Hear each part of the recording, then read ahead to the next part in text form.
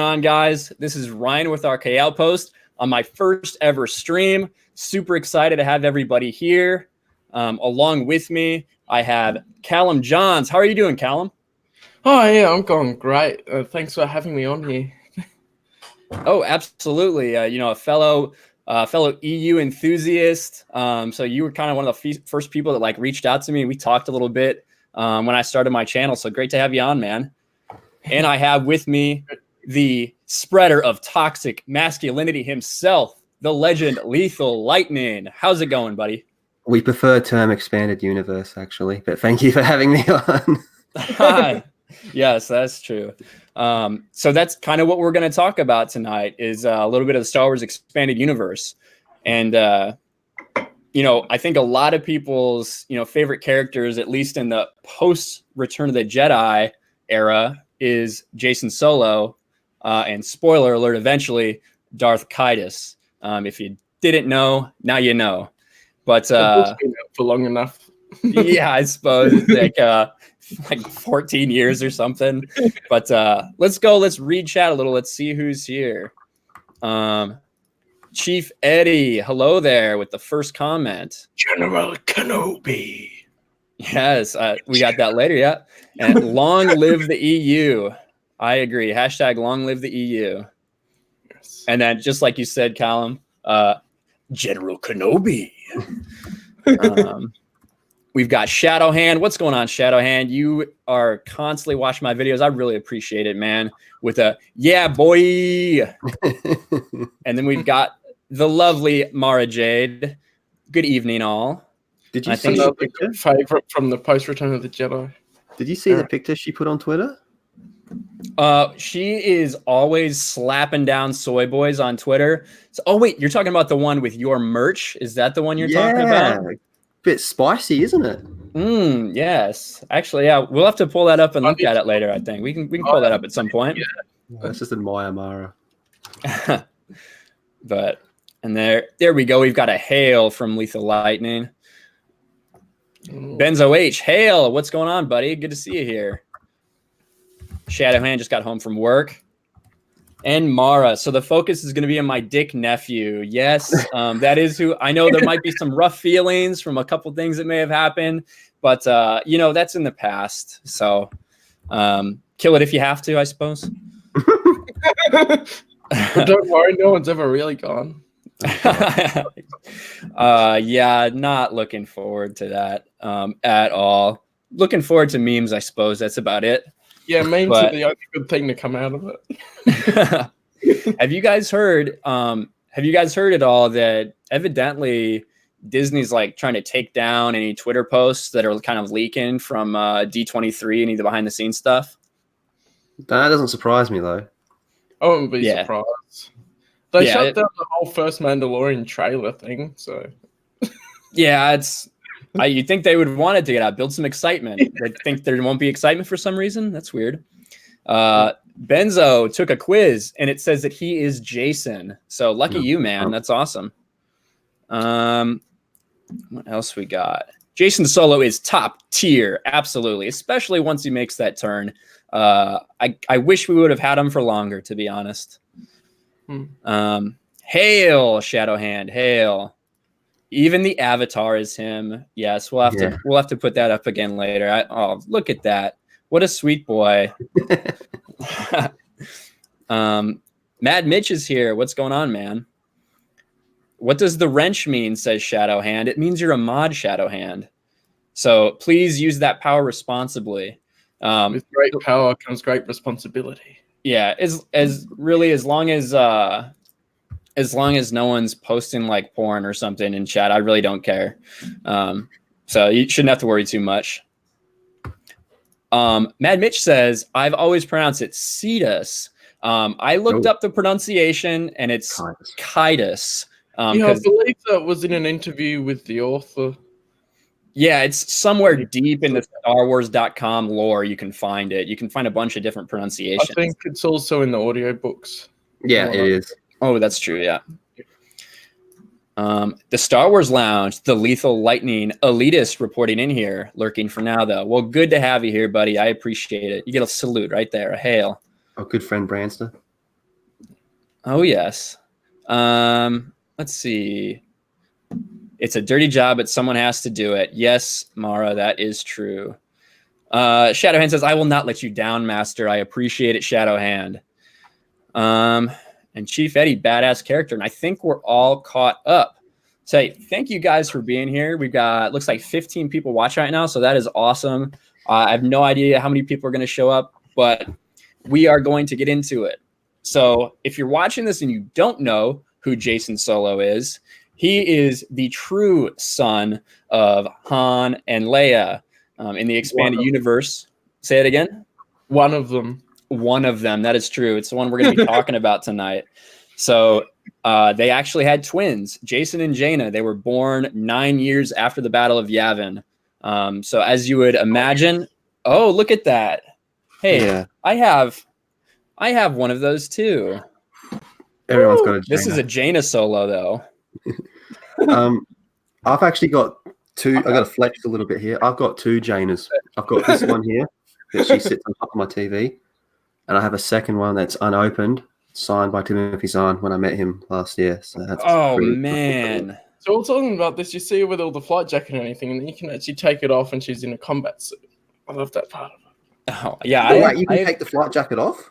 Yeah, I'll show you. He didn't think there'd be anything on underneath, so that's why he was curious. So you could take it off. This stream's being retitled "Undressing Jaina Solo." That's cool. Yeah, so you take off the flight jacket part, and she's actually in a flight suit. Oh my god! Suit. You have blown my mind. Which is like, she is my favorite character because you can do that. That's awesome. It kind of makes me want to open it now. She looks like a badass right there. She is. I took a couple of photos at one point with her doing that. But all day. Oh yes, that's toxic. Toxic masculinity. So if you guys are interested in Jaina Solo, that is going to be one of my future videos that will hopefully going up on Geeks and Gamers within the next couple of days. Do a little brief synopsis on who Jaina Solo is. So hopefully that'll get some people interested in her. A true, strong, powerful female character that we love. Give us Sword of the Jedi. Give us. Oh yeah, give us Sword of the Jedi. Benzo says, smash that melee button and subscribe to everybody on the panel if you haven't already. Absolutely. And then Mara, oh, how cute. You have matching Jaina Solos. Yeah, we do. I did not know that we all had one, but we all do, I guess. So that is we're cute. all EU fans. So. That's true. And that's the only good Black Series things they come out with anymore are Jaina and Revan. Yep. The fan choice polls were whack in the end. Oh, the Ben Skywalker one is a tragedy. They absolutely screwed that poll. I don't have any faith in them at all. No, they absolutely screwed that Ben Skywalker one. But we were talking about Jacen, so the oldest son of Han and Leia. So obviously, they were both Force sensitive, as you would expect from that Skywalker bloodline. And so we kind of had this before they went on to go and actually train to become Jedi. We had this period of time where they were like toddlers and kids. And essentially one of the only things you could do with them was have them get in trouble and like get kidnapped and things. So what's you guys kind of opinions of those first, developmental years with Jacen and Jaina, specifically like who Jacen was and if you guys were drawn to him then or not?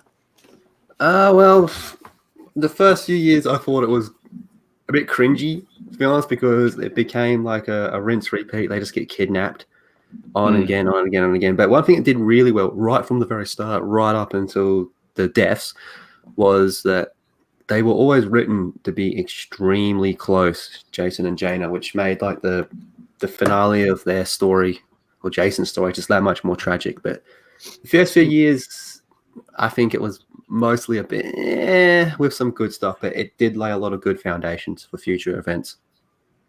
Yeah, for sure. What about you, Callum?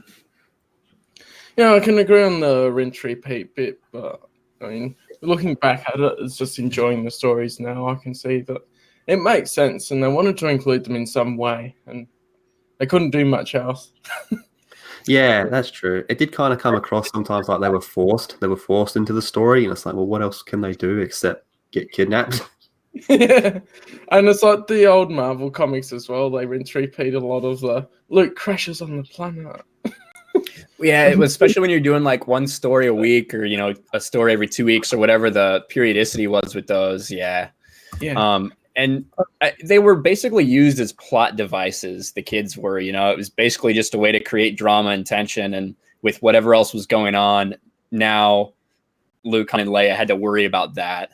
So yeah, they didn't really start building too much character, really kind of until I think like the Carillion trilogy, in my opinion, where you started kind of digging deeper and learning like a little more of who Jacen was. And I didn't really like Jacen when he was a child, because he was like, I'm the one that likes animals, and I am passionate and understanding. And so not necessarily my cup of tea. I like Jaina. Jaina was like fiery and passionate, and very much Han Solo.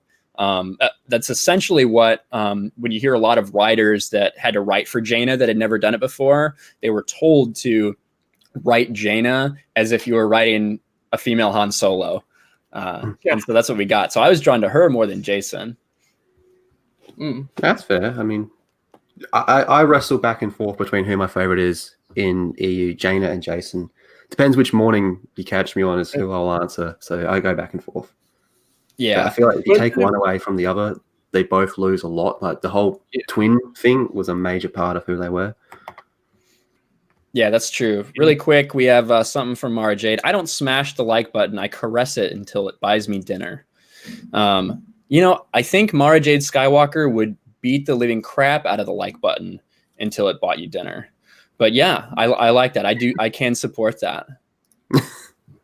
Shadow Hand, Jacen Solo, the strong female protagonist that Disney tells you not to worry about. Yes, I agree.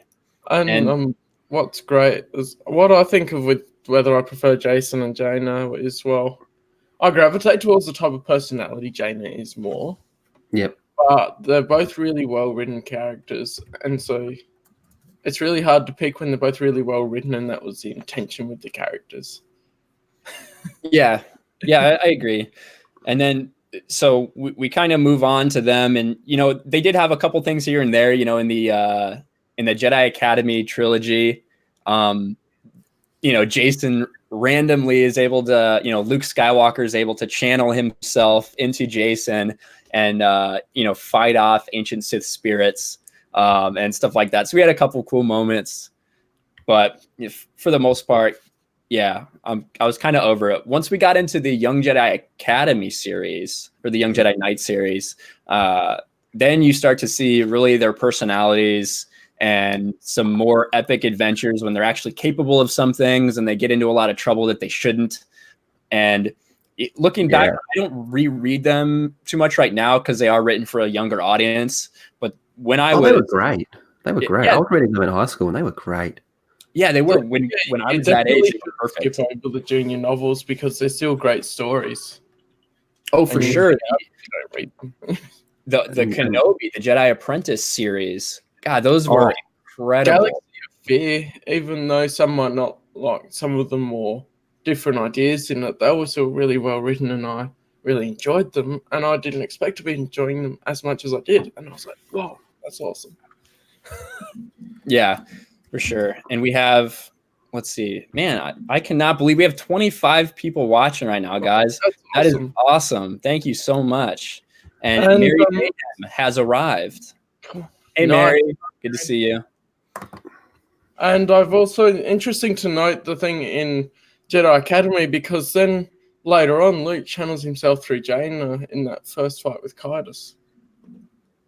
Yeah, he does, actually. So there's your connectivity in the EU, which is awesome. There's so much interconnectivity. And this is obviously an aside. I'm not sure if anybody watched it. I did an interview with Matt Wilkins, who is a big, well-respected guy. He's been fighting for the expanded universe for a really long time. But I got to talk to him, and I know Callum got to talk to him a little bit after me, and we were talking about how much detail was paid to the interconnectivity of the expanded universe, and you had so many people that were so passionate about it working at Lucasfilm, and some of those people are still there, but they're kind of acting different now for some reason. Yeah, well, they have to keep their jobs. That's true. That's true. But the EU there's this massive misconception, thanks to stupid BuzzFeed articles that came out as soon as Disney took over Star Wars, was that the EU was a convoluted mess, which it was not in the slightest. I think, like, me and Callum have had this conversation before. The biggest plot hole was probably the Clone Wars, but apart from that, it's extremely well connected. Like, and honestly, you know, if you look at the Disney timeline, it doesn't make sense. It's disjointed. There's a lot of plot holes that break up the connectivity, but this whole thing that the EU wasn't connected is just stupid because it flowed. Continuity isn't a word that's used much these days because for some reason it's gone out in the window, but EU had massive continuity. One thing led into another. Like we're talking about from the start, we're saying that, you know, the first few years of Jacen and Jaina was, you know, kind of cringe, to be honest. And then, you know, look at what it built upon. But there's no way you could have Legacy of the Force, Fate of the Jedi. You could not have that without those earlier stories and Dark Nest and New Jedi Order and all that sort of stuff, you know. It all built connectivity. That's it, exactly. When they started with New Jedi. Oh yeah, let's read this real quick. Go ahead, Callum. This is from, I believe, the Hutt Gambit, or it's from from Rebel Dawn, the Han Solo trilogy. Which this is the reason why it's so interconnected. Is that AC Crispin writes, as I noted in my previous Star Wars novel, The Paradise Snare, being invited to write in the Star Wars universe is rather like being adopted into a big family. Writers and fans share information, anecdotes, and stories of how much fun they've had in the Star Wars universe over the years. Collaborations, all of that good stuff. Yeah, and there's so many quotes that you get, and we end up with like the 3 George Lucas like senile moments where he says something like, "Well, I didn't plan for that," or whatever, and then he'll say something else a different day. But when you look at the people working at Lucasfilm, you can clearly see so much attention was paid to maintaining continuity and everything. And you're right, Lethal. The Clone Wars, the TV series, you know, separated from, you know, my feelings about the expanded universe and kind of what it did to it. There are some good moments and some bad moments. I do enjoy just like having it on randomly, but the Clone Wars was tough for me to watch because they stopped paying attention to so many of those continuity things. And then guys like Leland Chee are struggling to try to explain away the differences. Definitely. Well, on just to quickly touch on that, Callum, I don't know if you saw this, but Callum actually, with the help of a few people, put together a timeline, an EU timeline, which is something that's never really existed before. So give us a quick rundown on how you explained Clone Wars in continuity, Callum. So officially it did have the T-canon status, so I went as official as possible with that. Yeah. And the way it can work, the way my headcanon works, because of course my headcanon's a bit different to the official, is I actually put it in S-canon. And when I look at S-canon, I think of it as the events happened, but not exactly as they were shown, so the details might be off. Okay. But then also with the Clone Wars, there's a propaganda theory that it's actually Imperial propaganda that is meant to look that way to brainwash people. That is really cool. That's something that the games, I forget the company, but the one that makes Fantasy Flight, Fantasy Flight, the role-playing games that they make, they explained it away in a super interesting way because every Clone Wars episodes, you know, war is at hand. The Republic fights, blah, blah, blah. Just like a World War II like thing that you'd go see when you went to a movie theater, some propaganda reel.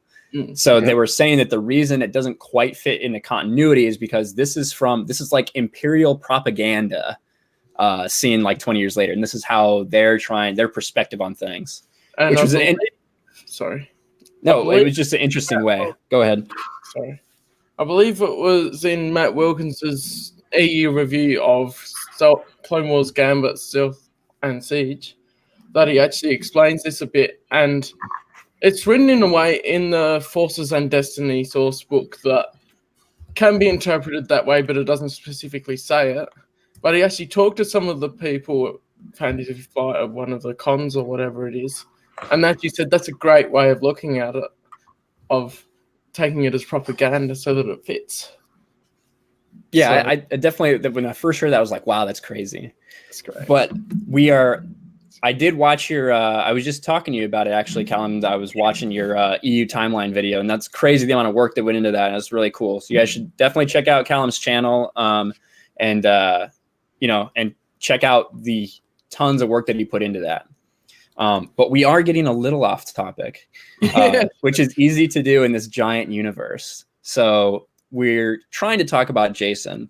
And, in the Young Jedi Knights, when you get introduced to Tenel Ka and Lobaka and all these friends that they meet at the Jedi Praxium when they're learning how to be apprentices, it's just a group. It's like a high school. It's like a group of friends, and I always thought it was really cool. And I don't know if I really enjoyed all of Jacen's corny jokes.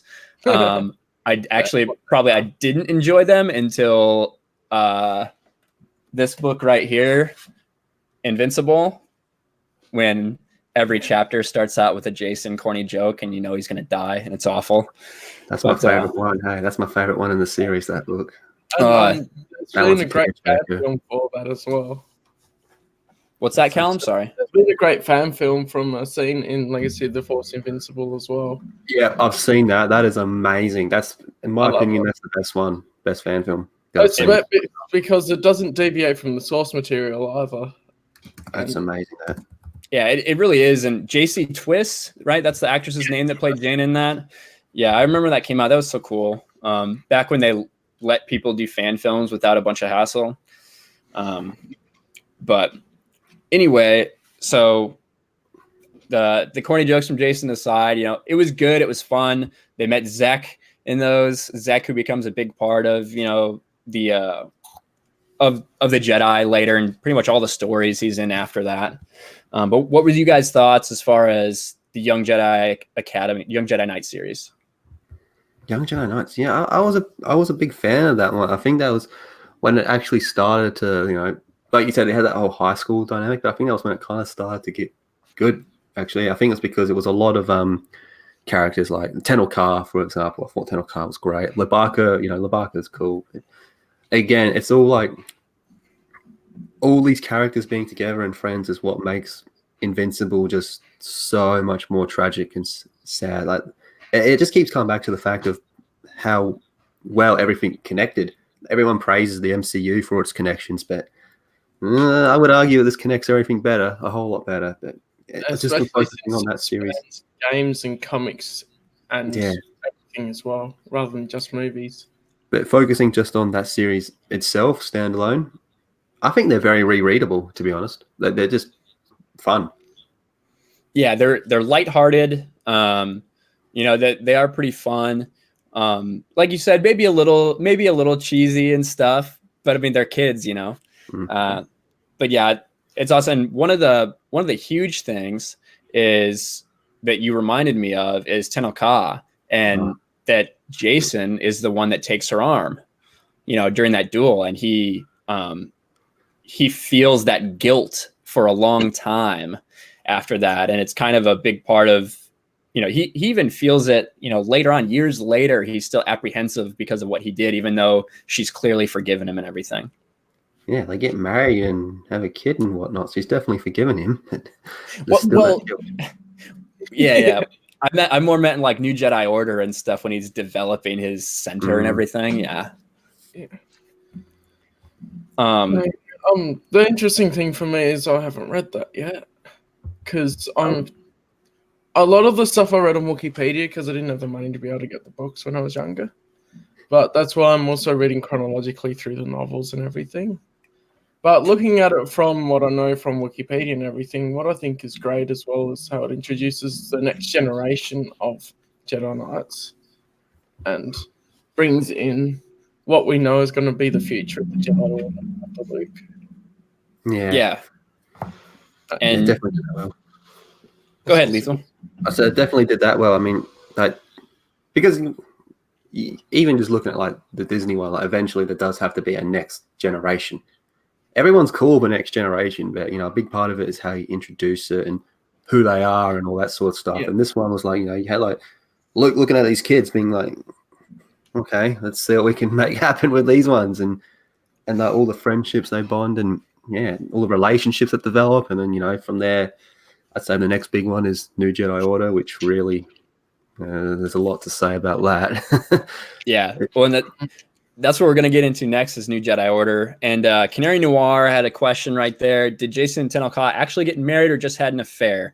So, yeah, they did. They just had an affair due to, her being the Hapen Queen and everything like that. They wouldn't have been allowed to get married or anything. So it was just an affair, which is, I thought, very interesting that Tenel Ka was able to alter her biology and, to have the baby, it was like 11 or 12 months or something.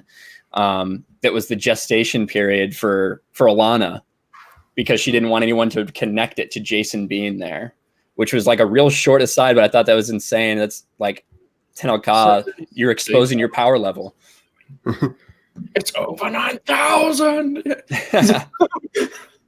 It's a really interesting parallels with Anakin as well. With that. Oh yeah. The forbidden love. And the way they parallel it but don't make it the same is great as well. I think a lot of the real parallels come into Legacy. Like, honestly, Legacy is like the big. It all builds up to Legacy with Jacen. Like, and Revenge of the Sith is generally everyone's favorite prequel movie. Yep.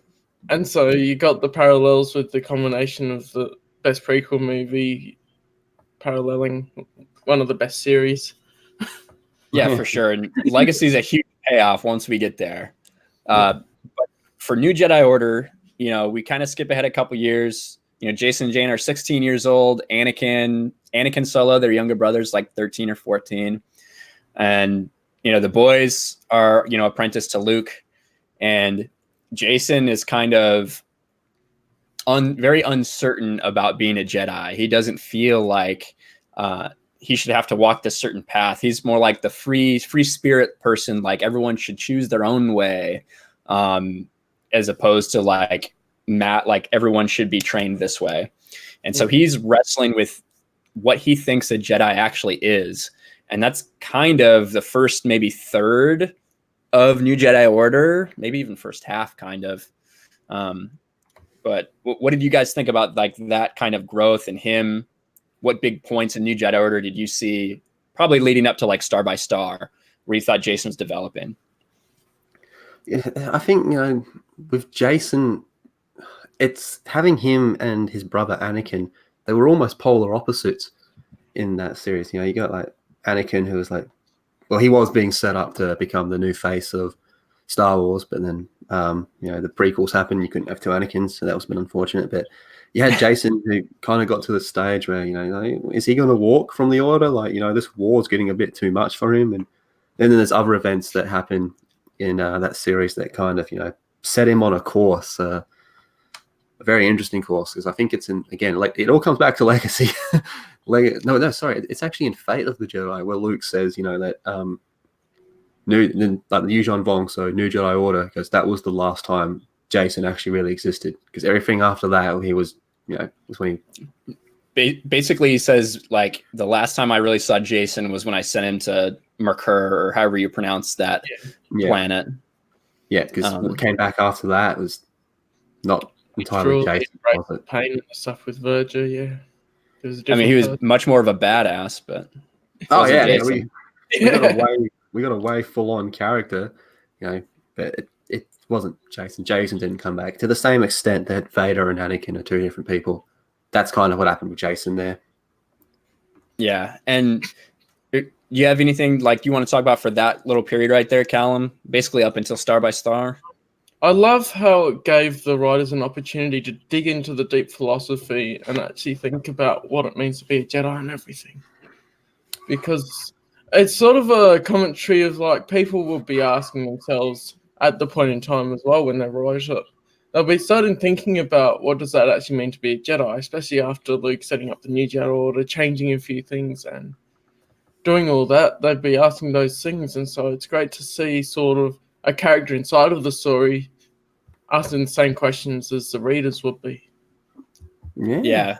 That's a really great point. And along with that, they're really exploring, especially the first part, like Luke's kind of weaknesses, right? People always are like, oh, Luke's a Gary Stu, like Luke's a super powerful person to you, blah blah blah. But Luke, although he's super powerful, his weakness is his fear, right? The fact that he is so afraid of the dark side that sometimes it freezes him, and that he's unwilling to take things on head on, especially in that beginning. He's so scared of leading the Jedi down a dark path that he prefers the path of inaction rather than aggression. Mm-hmm.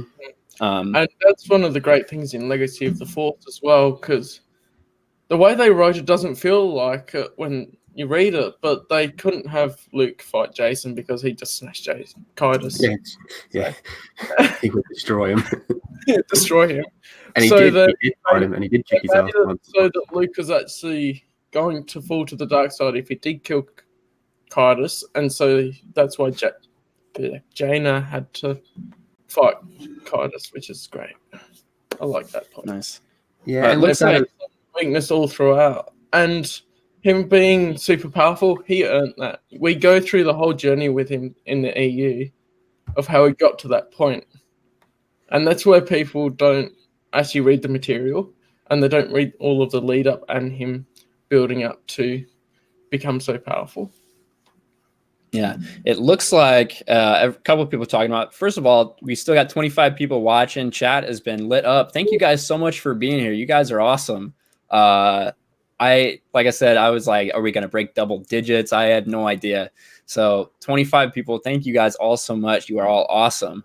But we had a couple people that said, it looks like, check it out on Star Wars official YouTube channel. So I think the Mandalorian trailer just came out 2 minutes ago. I don't know if we can show it. I'd be a little hesitant to, because the way Disney has been claiming, they have been claiming everything that has come out lately. But yeah, if you guys want to go check that out for a second, you sure can, and come right back Afterwards. Yeah, it'll be there after. You can give it a thumbs up or a thumbs down, whatever you feel like. To be honest, the brief stuff we've seen from The Mandalorian, it does kind of look okay. Something and that all I've seen is action. Yeah, and it looks good. It looks authentic. People like Jon Favreau. So we'll see. We'll see what happens. But if you're into some of that kick-ass droid action, if you read the Tale of IG-88 in the Tales of the Bounty Hunter story book, then that is actually a brilliant short story of IG-88. Yeah. Look at this. Kaidos is inevitable. I agree. Damn right. Damn right. And then Lethal was responding. So I think Crashdown. Yep, Crashdown. Flow walking. We are going to get into flow walking and talk about how it's not really time travel, but it kind of is. More like time looking. But yeah. So we see, briefly up to Star by Star, we see Jacen in Balance Point. He is basically vowed to stop using the Force because he sees this vision of himself missing this lightsaber that Luke threw to him, and the galaxy falling out of balance and into darkness. So it really scares him, and he doesn't know what steps he wants to take. And it takes Leia, essentially about to be killed by, I don't even know how to pronounce it, Savang La. Is that how you pronounce the War Master's name? I'm really bad with actually pronouncing things, so close enough for me. Close enough. Yeah. We know you're talking about it. Yeah, but for him to finally, well up with the confidence to take that action. And he's still, Anakin Solo, I forget who mentioned it, but they basically said, Anakin and Jacen are opposites. And Anakin is someone who is always so willing to go right headlong into battle and so confident about who he is and that he's doing the right thing. And Jacen is not. And as the series goes on, Anakin kind of sees what his actions do. That little, I think when he's on Yavin 4, when he's kind of like in the Vong base, I'm talking about, that book, and he kind of like learns new things about the Force and kind of comes a little more to Jacen's way of thinking as Jacen's progressing.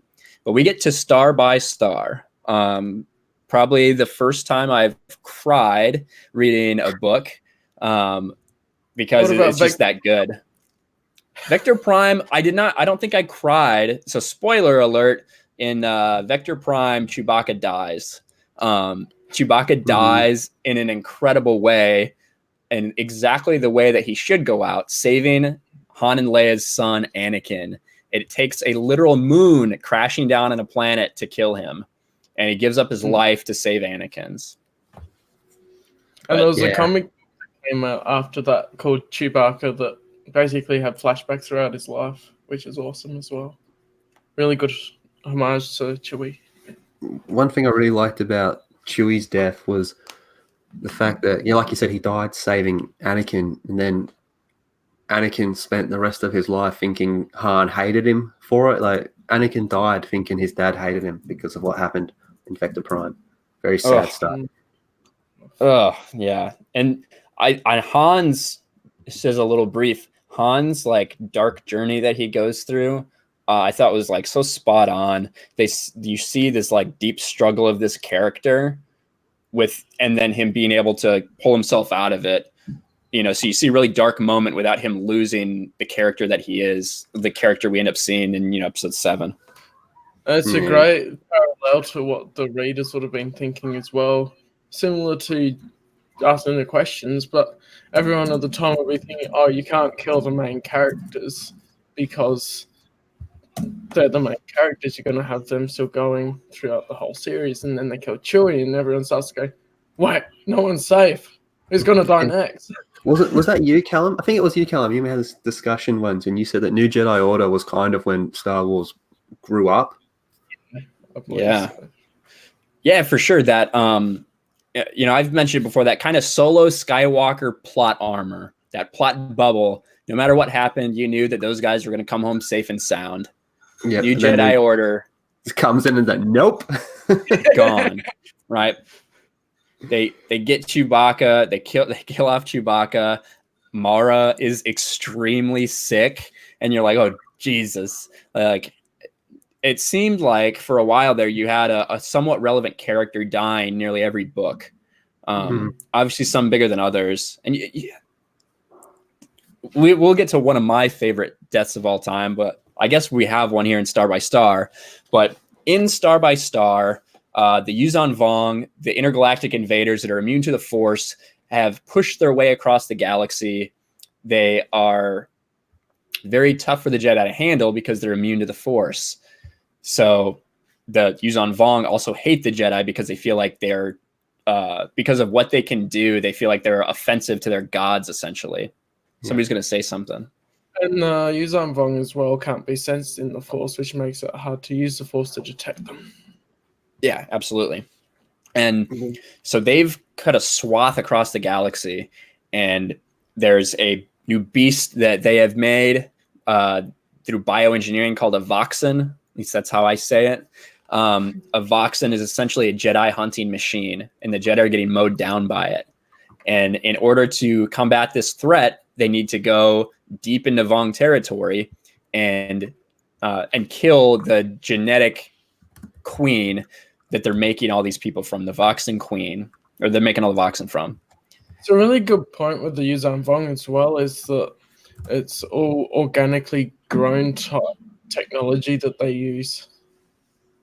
I find that really interesting. Well, and that was kind of like a theme in sci-fi around that time, the biotechnology thing. So it was something that, Star Wars adapted and went with. And one of the old Marvel comics had a biologically grown base for the Imperial Vault, which is really cool. Yeah. I we had was thinking they might have started the seeds of thinking about all this biotech stuff that grew into what the Vong became. It's cool. We have a question here. Could Star Wars and Star Trek take place in the same universe in Star Wars Legends? I don't believe so. No. No. If you really want to get crazy into fan theories like that, if you really want to get crazy, I think the best one is in DC Comics, the Source Wall. What lies beyond the Source Wall is every single other franchise out there. The ultimate crossover. Yeah. You got it. Look, we've got DC and Star Wars right here. It's already happening. We've broken through. All you're going to do is get past that wall. Actually want to go into conspiracy theories like that? Why not? Because some of it, if it's a galaxy far, far removed, then the people there would have evolved differently to be able to have the midichlorians in their systems and be able to develop technology differently. And so it's completely removed from us. We're in a completely different galaxy, in a different part of the universe, and we evolve completely differently to them. So we can't use the Force because we don't have the high midichlorian count or sensitivity to the Force possibility at all. And so it exists in the same universe as normal us. Yeah. Go crazy. But nothing confirms that, so... And we'd have a comment there. Jaina was able to drop a few with Force Lightning, and she was. And the Yuuzhan Vong can be affected kind of by the Force, but it takes an incredible amount of power. So when you think about like the most common thing, a telekinetic push, I think in that first fight that Mara had against one in Vector Prime, she goes to push him, and he like barely is moved. Yeah. You'd have to have a really powerful one like Satil used against Malgus when she absorbed the energy from his lightsaber. Yeah. Or like, Luke also disintegrated some of the Slayers. Yeah, absolutely. God, that was pretty epic, that last book. But let's see. What were we talking? Star by Star. So Luke, in kind of a controversial decision, forced to, out of desperation, has to send 16 of the young Jedi. They're not even knights. I mean, I think Ganner is a knight at that point, but everybody else, for the most part, are apprentices. The future of the Jedi Order, he sends in an undercover mission, acting as if they got, turned over to the Vong by Lando. And Anakin is the one who's put in charge of this mission. And it is brutal. You see a lot of these young, 16-year-olds dying, and the reaction that the rest of the group has to that. And in the end, Anakin is mortally wounded, and he essentially sacrifices himself to let them get away and destroy a bunch of the genetic material from the Voxen Queen. And that moment is a kind of a changing thing in my eyes for both Jaina and Jacen, because they're there to witness that happen. Yeah. And something great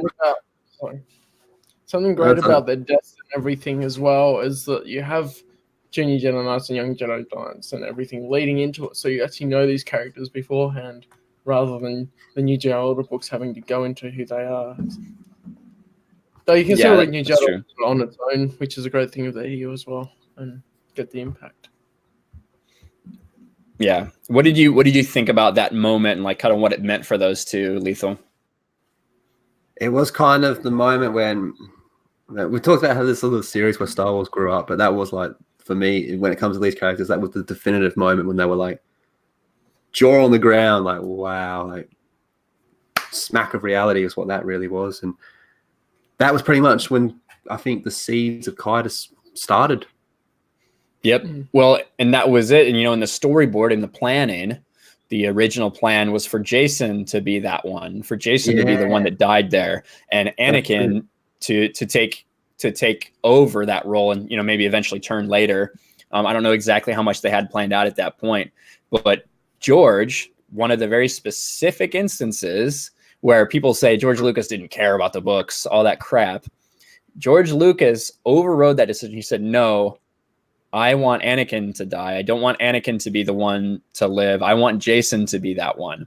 Now, whether that was just because of the confusion, he didn't want people he didn't want it to be so close, like Anakin Solo, Anakin Skywalker kind of thing. I'm not quite sure, but that's documented that he had that role in doing that. Yeah. And he's also the one that approved of killing Chewie off in Vector Prime. Yes, yeah, absolutely. He made all these big decisions, right? Lucasfilm was managing it all, but they would run things up through him, and he had the final say on any points. And he had the final say if he didn't like something. So if it wasn't canon, why does he care so much about doing that? Yeah, exactly. So we see Anakin die. Jacen kind of everything that Anakin's been doing, right? And Jacen, as an older brother, over the course of this war, has kind of started to look up to Anakin, his younger brother, in a strange way, because he is so certain of himself. And when, before Anakin goes out there, Anakin turns to Jacen and says, "You're in charge." And Jacen kind of takes all that heavy responsibility on himself, and then goes and, saves the rest of the team and sacrifices himself in turn to kill the Voxan Queen. And he ends up getting kidnapped by this character named Vergier, who will have a big role to play in his development. Vergier is someone who is constantly manipulating him and the Yuuzhan Vong. She's actually a Jedi of the Old Republic, who may or may not have been a Sith. I don't know if Lumia is just lying or not, but she was definitely not a traditional Jedi. Interesting connection to Rogue Planet as well, the novel. Oh yeah, for sure. I read that like completely out of order, so I was like, I had no idea what was going on. But yeah, and then so we have Jacen essentially gets captured and tortured by the Yuuzhan Vong, told by Vergier that there is no light and dark. It's all about your intentions. If you're a bad person and you use the light side, it doesn't matter. You're still going to do bad things effectively. If you're a good person, use the dark side, then all your actions, if they're good actions, that's fine. And completely changes his way of thinking. What's that? Here comes the great Jedi theories that everyone has. Oh yes, yeah. Everyone, because that's what everyone's favorite is, right? The Grey Jedi, just the ultimate fence riders. But no, and Vergier is a really interesting character. There's nothing else quite like Vergier in all of Star Wars. I mean, dude, he is responsible for Kaitis and Darth Great. Like, he's turning people. That is true. Yeah, I didn't even think about that. Yeah, you're right. And then Kaitis and Crate have a pretty interesting connection with each other as well, with the visions that Jacen saw, which helped lead him down that path. But Vergier, wow, Vergier, he needed a lot more story, I reckon. He belongs in everything. He was one character I was like, every time he was on page, I was like, oh, here we go. Something good's about to happen. Something freaky. Well, Vergier's a female, right? Yeah, I was just checking that. Yeah, female. Vergier's a chick? Oh, my bad. Well, I mean, she's alien hell, so I mean, it doesn't really matter. But I'm pretty sure it's a she. But in the end, it doesn't really matter. That doesn't really play any role. But yeah, it's how the characters are written that make the difference, rather than any sex or gender. Oh, that's kind of an interesting point. There's someone exactly like Vergier, Darth Treya. Not exactly, but the same kind of vein as far as not really, pretending, kind of being a Jedi, having a different stance than the rest of the Order, constantly trying to mislead when they're training and things like that. There's definitely some similarities, yeah. There's definitely some similarities, but I feel like they're both very manipulative, but in different ways. I mean, I think that's to do with the Yuuzhan Vong. Trey has a different outlook to Vergier, so I think it's a similar vein but different outcome. So random Nerd of Doom keeps asking these very thought-provoking questions that I'm not quite sure how to answer. How long could a person frozen in carbonite be preserved alive for? Could someone be frozen in carbonite for 10,000 years, be unfrozen, be alive in the future? I don't see why not. Well, Once you're frozen, you're frozen. As long as the battery and the systems are maintained and stuff, I don't see why not. I think in SWTOR you find an underground vault of a planet. Oh, I you're forget which one it is now. On Terrace. Yeah, on Terrace, and you find the frozen people in Carbonite there. So they've been there for however long it is until between KOTOR and SWTOR. Yep. Yeah. So there's that. And in Fate of the Jedi, when all the Jedi are being put into Carbonite, they talk about as if they're going to be putting them indefinite. Yeah. Which, so I think it is possible. I think we can say that. You'd have the side effects though, but you'd still be alive. And you'd get over it, basically. All right. So Jacen, like we talked about, is kind of manipulated by Vergier to this new way of thinking. He comes to a deeper understanding of the Yuuzhan Vong. We don't really need to get too much into that. But the main thing is his new perspective on being a Jedi and the Force. And he hatches a plan to kind of manipulate the Yuuzhan Vong into thinking that he's turned towards them so that he can destroy the world brain. Well, not destroy the world brain, but initially destroy the world brain. And he ends up being able to make a connection with it to kind of control it because he saved it when he killed all the other world brains, wielding like 100 amphistaffs at once. But in that we have, really doesn't have too much to do with Jacen other than the fact that he's involved in manipulating him. But we have Ganner Rysode, who a character who up until this point you kind of hate. Ganner Rysode makes this legendary stand so that Jacen can do what he needs to by taking on one after another Vong. It's so much that they create a literal legend an enormous animal that's like known as the Ganner because of like what he was able to do there and his sacrifice and not letting them pass. It's so cool and like a touching moment. One of those great moments where you have a character that you hate until you absolutely love them. Yeah, great final stand. That was an amazing moment. There's a really cool comic panel of it as well with him. Like he's got his saber out. Comic panel and. It's perfect. Yeah. So anyway, that happens. Jacen makes his way back to the New Republic, back to the Jedi, has a new perspective on things, is basically just seems like a different person because he is. Little do we know how different he actually is. But he plays an enormous role in them kind of figuring out the Yuuzhan Vong and their origin, and finally in defeating them essentially. I think all those parts are kind of his progression. They show how powerful he's kind of become. He has that moment at the end where he's essentially pure force energy. Oh yeah, as he's battling Omni, however you pronounce these stupid names. When he comes out one with the force and he's like golden. Yeah, and he literally just melts him away, and he's able to dissolve all the poisons and stuff that he's putting in him, and it's so cool. But go for it. That's all right. I was just looking at the name again, going, Omni. Yeah. And so at that point, Jacen decides that he doesn't think the Jedi understand the Force enough. And he goes on this 5-year journey. He goes on this 5-year journey to basically figure out the Force. So when he comes back, I've been talking on. Is there anybody else wants to maybe pick up the narration of the story here? I think you're doing a good job.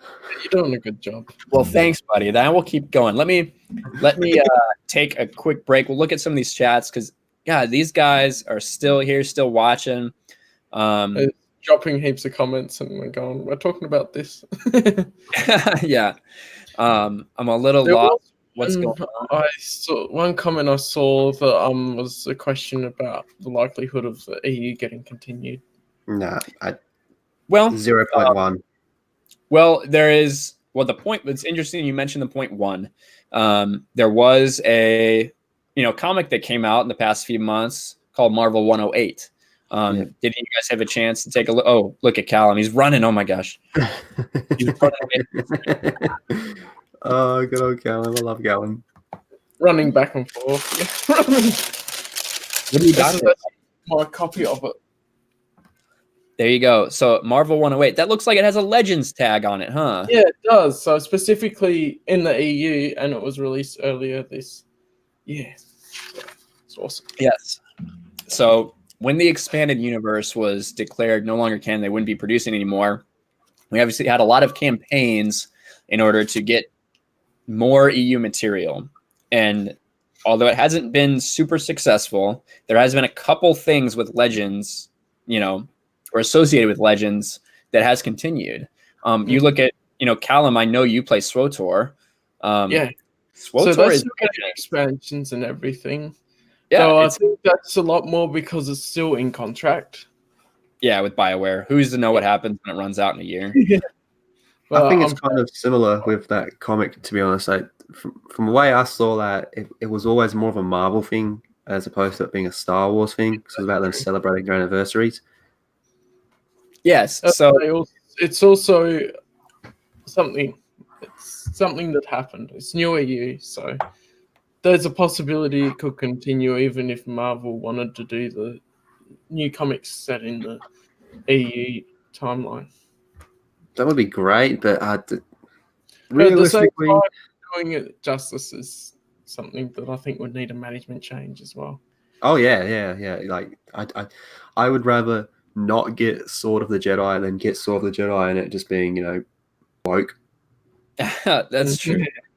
So I think that one thing, although we are so frustrated with Disney and Lucasfilm over the past several years for several reasons, I do think that money matters to these people. It can't not, right? That's effectively up top what the bottom line is. And Marvel 108 sold pretty well.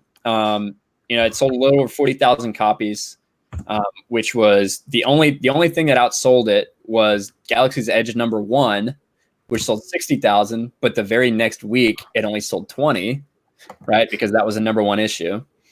And then their normal just Star Wars comic got sold like 45,000 or something. So it sold very well for what it was. From my understanding, what happened is that basically enough people kept asking for stuff. Marvel said, "Hey, we were wondering if we could do this, Lucasfilm. What do you think?" And they were like, "Yeah, sure, we don't care." And so they did it. If we get things like that and they're successful, I think the door's definitely open to them bringing back stuff if they think that people will support it, especially if 5 years later and we're still here talking about the expanded universe and our love for it, and that we're willing. If they came out and if Del Rey was like, "Hey, Lucasfilm, we'd like to do Sword of the Jedi, will you let us?" And they're like, "Yeah, sure, I guess." And they already had the plot and everything, and they came out with it. How fast would you guys be out there to buy it? Yeah, I'd take a day off work. And Escape from Dagu, which was never published, is actually fully written, and just I think someone said the author has it, so they could just go and say, "Hey, let's publish this story." Yeah, and Mind Flayer, totally agree. It was our foot in the door, so to speak. Yeah, and we have had a couple things, right? They've been trying to incorporate things like when they brought Thrawn back, right? That was kind of like, oh, well, here, you guys want Legends, right? Here's a kind of this is a Legends guy. He's not really the same guy, but he kind of is. We're like, it's not what we want. So it was a misinterpretation at the start, I think, with that. What's that? There was a misinterpretation at the start with that, because we want more EU, but we don't really want EU characters taken and changed in the new canon, because they end up separate characters with the same name because they've got different stories and all of that. There need to be two different timelines. You got your Disney one and your EU one, and everyone's happy. And how is that how is that such a crazy thing? We have that going on with every comic book in store right now. Well, at least Marvel and DC, even Matt brought this up the other day when I was talking to him. He was talking about Walking Dead, how Walking Dead has a TV series going on and a comic book series going on, both very successful and both completely different. Same worlds, but completely different actual storylines. And the Telltale games would be different as well. Yeah. So for people to like think that anyone would be confused about that, you're crazy. Aren't that dumb. But yeah, and then I did see someone say, random nerd of doom, instead of asking me biological questions about fictional characters, he asked me, what if we started putting a petition together to get Disney reinstate Star Wars Legends? It's been going on for a bit, hasn't it? We have definitely had some things like that. And there is... It doesn't seem to really get anywhere from what I've seen. Yeah, I mean, they have petitions for everything, right? It can bring attention to things. It's obviously not going to change something just because of a petition, but it does bring attention. There is, speaking of bringing attention, a couple years ago, there was a huge billboard placed on the way to Lucasfilm that says, Lucasfilm, please continue the Star Wars Expanded Universe. And it got a lot of attention. In the end, it didn't work because they basically said, we want to focus on these movies we're making right now. Well, they're almost done with this trilogy that they were so focused on. So I do know that Twin Suns Foundation, along with some other people, are going to be doing another billboard fundraiser in the near future. Oh shit, I did not know that. Twin Suns, they do great stuff. Yeah. Twin Suns does awesome stuff. About it for a while and seeing what would be most effective to put their money towards. So they are going to do that in the near future, and when that happens, I'll definitely spread the word and get that out there. The thing though with that is, again, it's like, well, do we really want the current people at Lucasfilm to be doing EU? Like, I kind of think, sometimes it's better to leave it as it is instead of risk it becoming completely destroyed. If we don't risk it, it'll just stay as it is. Yeah, so it's whatever you feel is best for it, I think. There you go. Look, Mara has no interest. She does not trust Disney at all with the EU characters. Not with Kathleen Kennedy and her minions running the show. So that's kind of how I feel. I think it really depends who is running the show, right? Yeah. And if someone who actually knows the EU and has love for it actually writes the stories without them trying to force their own things into it, I think it would work out all right. I think ideally, I've said this before, ideally if it was going to happen, I'd want it to be just like the authors and some editors just get together and be like, right, we're doing our own thing. Give them a small office or something. Like, yeah, you do your EU stuff in here, but they have just complete control. Crazy KK's got no say in what they do or whatever, nothing like that. That would be ideal. Yep, I think the way that the best way for something like that to happen would be for Del Rey to like put a team together, consisting of guys like Troy Denning and Stackpool and Lucino. Yeah. Even if you give Dark Horse rights to EU comics but not New Canon comics, and then Dark Horse can be doing EU comics. Yeah, so that's what I'm saying. You have Lucasfilm be more of a licensing branch essentially, and give permission to use the expanded universe characters specifically. This might be a pie in the sky idea, but that's kind of like the way I would envision something like that happening. It would be good, but yeah. I just don't want to get my hopes up too high and then just to be crushed.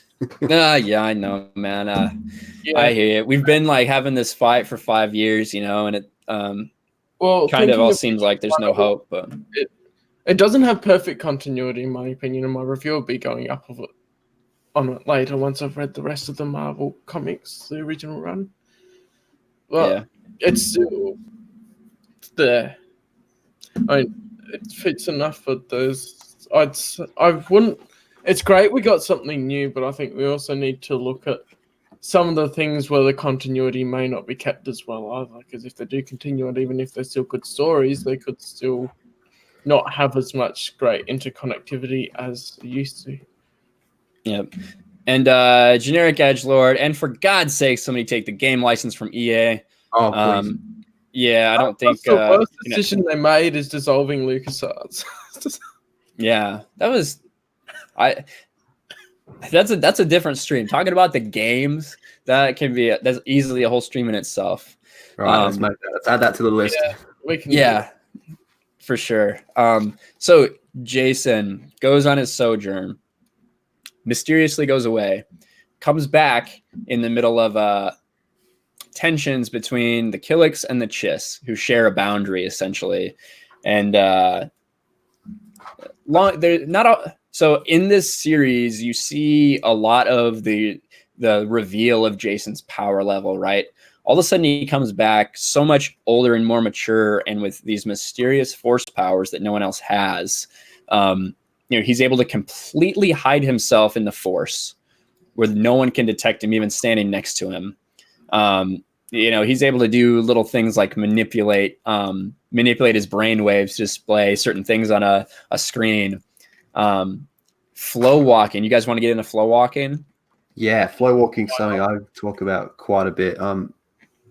First of all, that whole 5-year journey I think was just brilliant. You have Jacen come back, and it's like, Goku going away and coming back with a new Super Saiyan form. That's pretty much what it was. Like, he just comes back, all these new powers, because he's traveled around all different parts of the galaxy, learned all different techniques from all different people. But flow walking, I think, is brilliant because it is time travel, I guess, but you can't really alter events. Like, you can make it look a certain way. You can go and see stuff. So you can alter people's perception of events, essentially. So we've got like two very, very like clear examples of what I think flow walking's like limitations and effects are. You have when Jacen finds Raynar's shuttle, right, crashed, goes back and kind of experiences what Raynar was going through to figure out what actually happened to him. As he's in the past, so, essentially what flow walking is you have to be in a location and you can kind of immerse yourself in the flow of the force and see things that have happened in the past there and things that could possibly happen in the future. It's just like an advanced form of psychometry, really. I'm not familiar with psychometry. What is that? Quinlan Voss's. Yeah. He uses it, and he picks up an item and can see what's connected to that item. Absolutely, like the Kifar. The Kifar ability. Kifar. Yes. Yeah, gotcha. I've probably just been mispronouncing it. That's all right. But I think of it. So, but yeah, that's kind of a good point. Yeah. So we see him at that crash shuttle looking in the past, see Raynar. As he's going through into the future, he sees that his mother at some point is going to be there investigating what happens. So he leaves an imprint of himself essentially in the future, altering Leia's perception of the future so she can see him. And he kind of tells her, hey, we're heading this way, just so you know, so she can catch up to them. So that's like the biggest effect of the future, like kind of changing something in the future directly. And then we have the example with Tahiri, where Jacen is taking Tahiri back in time so she can change what happened between her and Anakin. But effectively, nothing really changes, right? It's the same result. It's just the perception in Tahiri's mind that she kissed Anakin before he left. Yeah. And he took Ben Skywalker back a bit as well and did a similar sort of thing with trying to manipulate his perception. Yeah. And so, I think that I think that one of the best ways I heard it described was essentially that if time is this enormous, vast river, when you try to change something with flow walking, you're throwing a pebble in there. It might slightly alter something, but in the end, that river's going the exact same direction. It's unstoppable. So you can't really change the past. Now, what you can do is the most useful form is really looking forward to the possible futures. And obviously, you can never know which one is for sure going to happen. Mm-hmm. But it can be very useful. The future is. What's that? Always in motion, the future is. Absolutely. I think thinking about time travel, sorts of flow walking stuff as well. The other example in the EU is when they have the hyperdrive malfunctioning cross current, and they jump forwards, but they can't go back. Yeah. So makes sense to me. And that is because someone asked me at one point, someone's like, when these rumors started having people like, is there time travel in the EU? And I'm like, well, people are probably talking about flow walking. Yeah. And then I realized as I was like looking at something else and I pulled out cross current, I was like, wait, this is literally a story about time travel. Essentially the way it works is obviously when you go to hyperspace, you're going faster than the speed of light. And in order to combat the effects of traveling at the speed of light, because in theory and time travel and all that stuff, like ships have like shielding built in to protect you from essentially breaking the space-time continuum. And I forget exactly what they're called, but there's a specific shielding that it's called, and it malfunctioned on that ship in particular and sent them 4,000, 5,000 years in the future. Yeah, and you got those what are they called? What's the name of the species that lives in that void? That type of void? And like when you actually travel there, you mean? Yeah. Like when I don't remember. I do like cross current. I don't remember that though. Yeah, this is gonna be killing me. Somebody from the chat is gonna tell us, and we'll be like, "Oh, we're so stupid." Someone commented celestials. I don't think. I think celestials are a bit different. Yeah.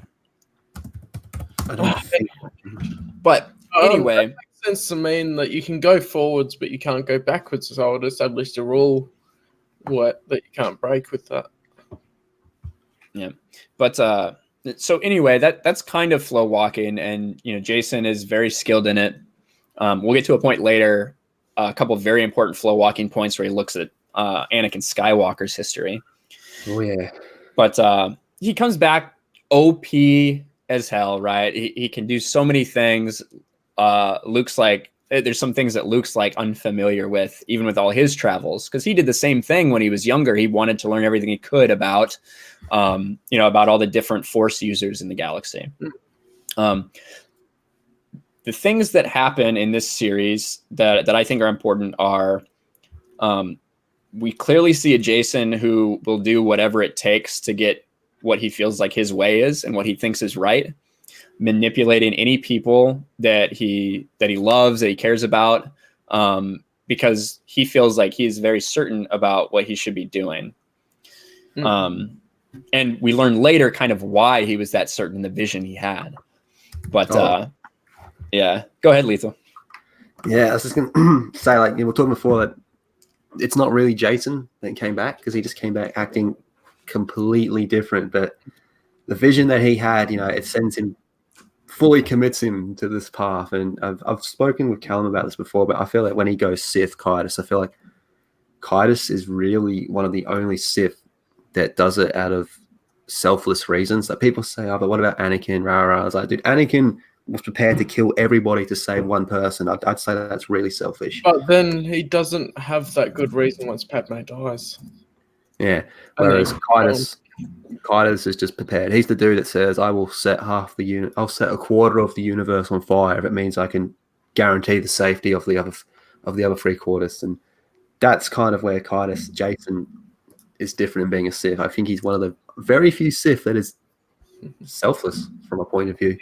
I remember one of the EU memes with legends don't burn down villages.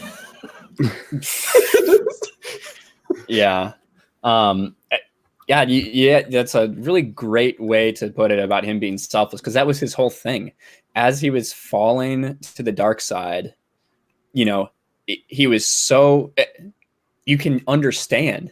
It's not just like, I'm evil because I'm evil. It's something that you can completely understand and relate to and see why he's doing it. It's all about the greater good. He's the dude that put his hand up and said, you will all hate me, but you will all be safe. Yeah. And in the end, was it really a bad thing what he did? You know, He once we won. learn what we learn, you know. He won. Like we see it in Fate of the Jedi, you know, like when Luke sees Jacen's Force Ghost in what's that place called? I can't remember where that place is called, but he's talking to The Beyond the Veil. Yeah. Beyond the Veil. And he's talking to Jacen, and they both looked into the same thing. And Jacen goes, "What did you see?" And Luke describes what he saw, and Jacen just smiles, and he's like, "Well, I've achieved what I wanted then." You know, he stopped the future that he saw, which to an extent still happened, but nowhere near as bad as the way Jacen saw it. Well, he basically delayed it, right? And it took away his family's involvement from it as well. Yeah, he effectively delayed it. I guess we'll never know exactly the outcome. We know what happens in Legacy, but we don't quite know how we get there. But obviously, Darth Krayt, you know, ends up having to come out, you know, wake up and do what he needs to do with Luke, Beyond Shadows, maybe? Is that what it is? Beyond Shadows? With Abeloth. And that takes a toll on both of them. So, you know, Krayt kind of has to delay his plans for a while. At least that's kind of how I saw it and what made sense to me. Your Krayt comes out in Fate of the Jedi to help against Abeloth. Yeah, exactly. But like, as far as I think that's kind of what happens is, since he had to come out, he was injured, obviously, just like Luke.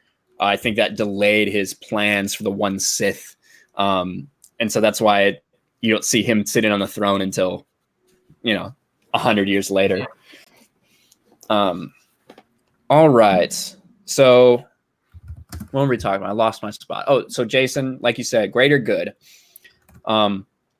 He has an affair with Tenel Ka, as we brought up earlier, and they have Alana, which only goes, like we talked about, kind of further that perspective of at all costs, I will protect, you know, what matters to me, be that the galaxy or these people. And it definitely gives him a drive. Obviously, he cares about, you know, Han and Leia, and obviously he cares about Jaina deeply, but the care that you have for a child is different. And that's what we end up seeing. Yeah. And he manipulates his cousin Ben. He memory rubs him right in front of Luke Skywalker. Kind of, it's just this gradual power reveal of like who Jacen is now. And he was able to take Lumaya, hide her in the Force, and walk with her through the Jedi Temple. Like, what's up with that, man? You just brought a Sith walking through the Jedi Temple, and no one even noticed. That's how powerful he got. I love how they connect that with the EU as well. It's like back in the Darth Bane trilogy, Darth Xana walks in. Yeah, that's another nice little connection, isn't it? Yeah, so good. I'm actually rereading books right now. Oh my god, I love them. Which one are you going through again? Sorry, did you say? The Darth Bane trilogy. I'm going through those right now. I'm going through Fate of the Jedi again, personally. I'm reading Wedge's Gamble, the X-Wing series. We need to do a stream on that. Yeah. The X-Wing series. Yes. When I finish, I mean, it's broken up, so I'll get to the point where I go to courtship, and then the stuff in between, and then all of that. It's cool.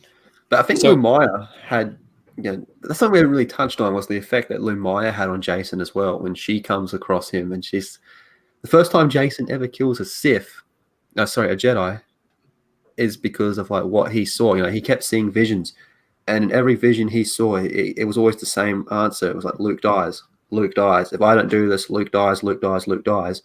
And if Luke dies, you know, like that's like the Jedi like completely weakened. So Jacen, you know, he brings it upon himself to do what needs to be done from his point of view. But Lumaya definitely had a hand in that. But I love the conversations between Lumaya and Jacen when they're just sitting down, you know, back and forth, because Lumaya, you know, knew Vader, so that comes up quite a bit as well. And the resemblance between Vader and Kaitis, like it is there obviously, but Kaitis never looks at himself as another Vader. Like he kind of despises Vader a little bit to an extent, because he flow walks and sees Vader kill all the kids, and he's like, no, I'm nothing like that. That's just horrible. There's no reason to do anything like that. But it's like incredible, right? Because they wanted to avoid that. They wanted to avoid the Skywalker being a Jedi, falling to the dark side, control the galaxy. And although they referenced it, and clearly there's the parallels, but it's so interesting because he's literally looking at me. He's like, "Oh, grandfather, look at these mistakes you made. You did this all for one woman. You killed these children because of your love. You're so weak." Yeah. Like you said, he despises the things that he did, and he's like learning the lessons to not repeat them, but he's going a completely different path to get there. And the one time he like puts himself on Vader's level is when Leia comes to visit him to talk to him, because like Luke's already said like, "Nah, you're a piece of trash." Han's already said, "Nah, you're a piece of trash." And then Leia comes to talk. Boba Fett as well, in the Legacy of the Oh, Force. Boba Fett's a beast in that. And then Leia goes to talk to Jacen, and they're having this conversation. And then Leia says, "You're sounding a lot like Darth Vader right about now." And he just turns around and goes, "Finally, something me and my grandfather agree about." Yeah. He's like, "Yeah, that's a good thing. Like, I want to rule with an iron fist, And then Luke, similar conversation with Luke. Luke's talking about turning him back and all this sort of stuff. And Jason's laughing and he goes, "I'm not your dad. Like, I'm not like that." Yeah. So cool. I just want to also highlight a comment. It's from Matt Wilkins. That was awesome. Oh, thanks for joining us. Snap. Matt, what is going on, brother? Good to see you here. We need you three by a fireside, sipping drinks, smoking pipes, talking about the EU. This is wonderful. Thank you so much, Matt. Thanks for tuning in, brother.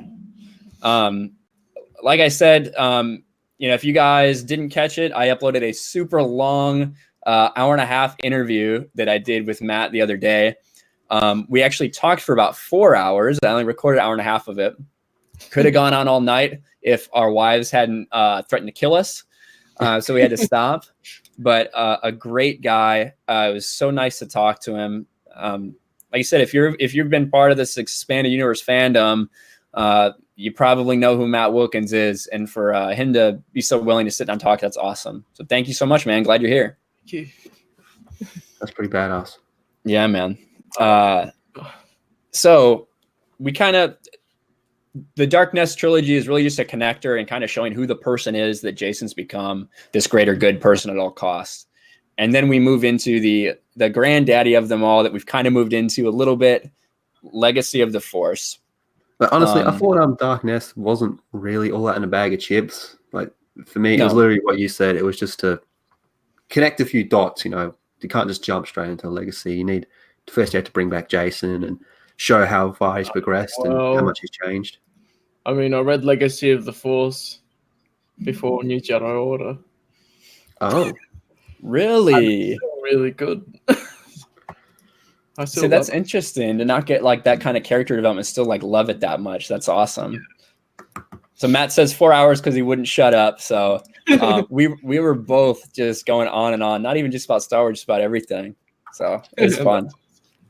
But yeah, so like you said, it really starts with you see this Jacen who is now essentially not really Ben's master, and he's not a master either. But he is Ben's tutor. Evil Darth. Yeah. Yeah. But he's Ben's tutor essentially, and mentor, because Ben kind of doesn't want anything to do with the Force, because of kind of how he grew up. But he really respects Jacen because of what he can do. And he's his older cousin and all that stuff. So there you have a very close relationship with Jacen and Ben. And Luke, even in the very first, parts of the book, we see that Luke is very uncomfortable with the relationship between Ben and Jacen, because he's really happy that, he's really happy that Ben is opening up in the Force and wants someone to train him like that. But he sees the methods that Jacen's using, and he kind of overlooks it a little bit because he is his blood, and Jacen's done so much for him that he is kind of ignoring the problem. Yeah. I think right from the start, it's just so good once you get to Legacy, isn't it? Oh, dude, it's awesome. It's just so much. I think really The only controversial part of the legacy is sacrifice. Yeah. Which kind of seemed to rub a few people the wrong way. Oh, yeah, they didn't get permission from Zahn either to kill her. No, I met Zahn last year and I was speaking to him about it. And he didn't make it any secret. It was I did not like the way they did it. It was unnecessary. Rah, rah, rah. He also doesn't like the idea of he never wanted Jacen to go dark either. No, yeah. So, Yeah, I mean, he created him. That's the thing with creating an official storyline for the overall continuity with different authors is you have to have a direction, someone overseeing it for the direction they want the story to go. Well, you know, I'm glad. As much as he didn't want it to happen, I'm glad it did happen because it's probably a really cool story. It's great. The thing as well with sacrifice is there needed to be a sacrifice of some sort because every Sith throughout history has a sacrifice. And it had to be an important character. It had to be a big name. It couldn't just be him, you know, killing like 2 Jedi or something like that. It had to be something really big. So and like someone he actually cared for. That's right, Mara Jade. Because I think it's in like the 3rd book when everyone's really starting to turn on Jacen because he's going a bit loopy. Mara Jade's like the one that keeps trying to talk to him. She keeps going up to him, like visiting him and all that. So no, something's wrong because obviously she has the connection as well because she used to be in Emperor's hand. So she kind of understands to an extent how he feels. Yeah, and so real quick, so Crashdown, I think part of Ben's fear of the Force was the fact that one of the first things he felt was Anakin's death. That is true. And also, if you remember in Star by Star, everyone feels Anakin's death. You know, Leia immediately starts screaming, and Luke is just overwhelmed with that emotion. And Ben starts crying because of what Luke is feeling. And I think Mara yells at him, Luke, you can't, and, you know, you stop with what you're putting out in the Force. And he like slams down on the holo projector and breaks it or something, if I remember right. It's been a while since I read the book, but it seems pretty vivid in my head what I'm remembering. And, you know, that is true. And then obviously we know from later that being in the Maw, Ben felt the tentacles of Abeloth reaching out and instinctually recoiled and pulled away from the Force. But what you said about sacrifice and Mara Jade, I was fine with it. I love Mara Jade. Everybody does, right? There's not many people that have read the expanded universe that are like, I didn't really care about Mara Jade.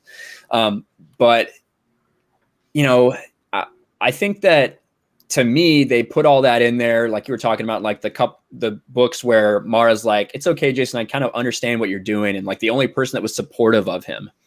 But you know, to me, he didn't have that big a connection to her in general. To me, it wasn't that great of a sacrifice. I really thought that it might be Tenel Ka for a while. And that kind of would have I think blown a lot of people away, not because people care as much about Tenel Ka, but because of what it would mean to Jacen. I think that Mara may have been used a little bit for that shock value, and I think that's probably why so many people were a little more upset with it, because it just doesn't. She's not that close to him in my mind. I thought it was going to be Ben. Yeah, it could have been. God. And then from a future perspective, they weren't going to go, let's kill off all of the Skywalker descendants. Yeah, now we've only got Jacen Solo left. No one named Skywalker. Jaina and Alana would be left over. But still, even his fight with Mara, like she won. She beat him. He pulled off like, you know, some illusion trickery. Yeah. Like, the Ben right at the end. Yeah, that was like the cheapest move ever. Well, Mara's a fighter, right? She knew she wasn't going to be able to battle him open field, so she had to lead him into those tunnels, and that was the only way she was going to have to survive. And she prepared for it. You know, she left that note, "I'm going hunting." That is quite controversial in itself.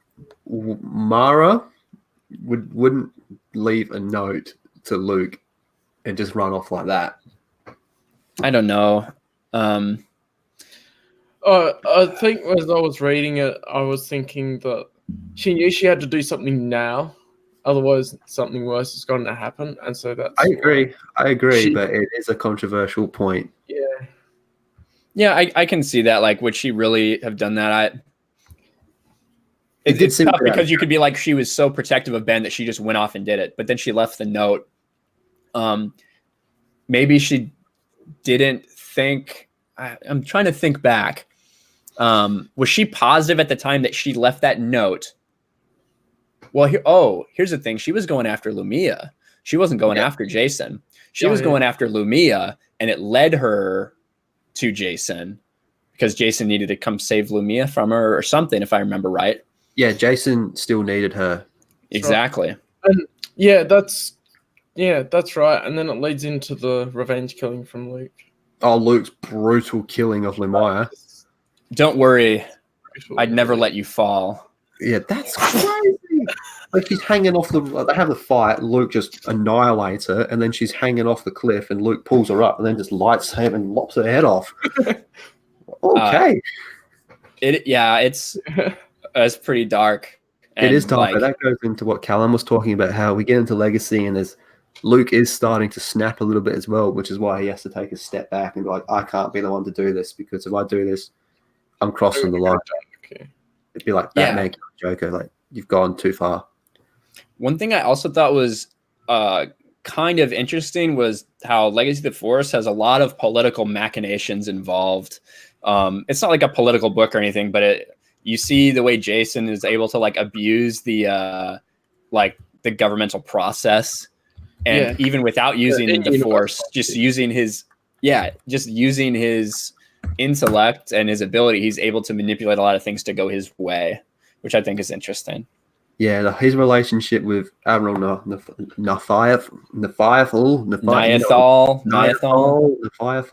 yes. That's one of the funniest things, man.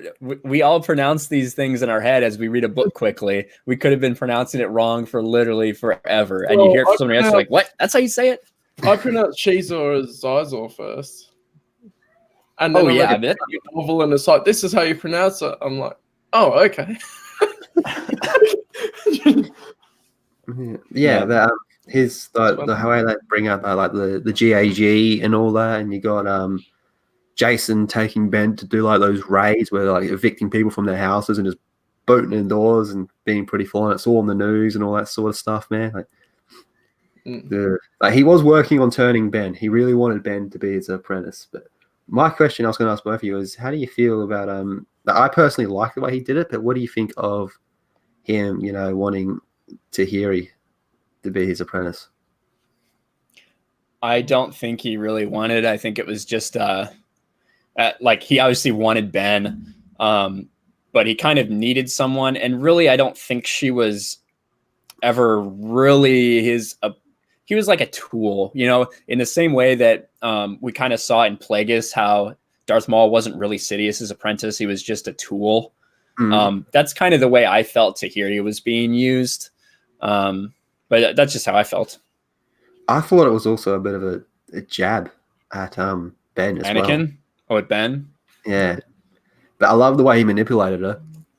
That was really cool and very sadistic as well. Manipulation's a great read.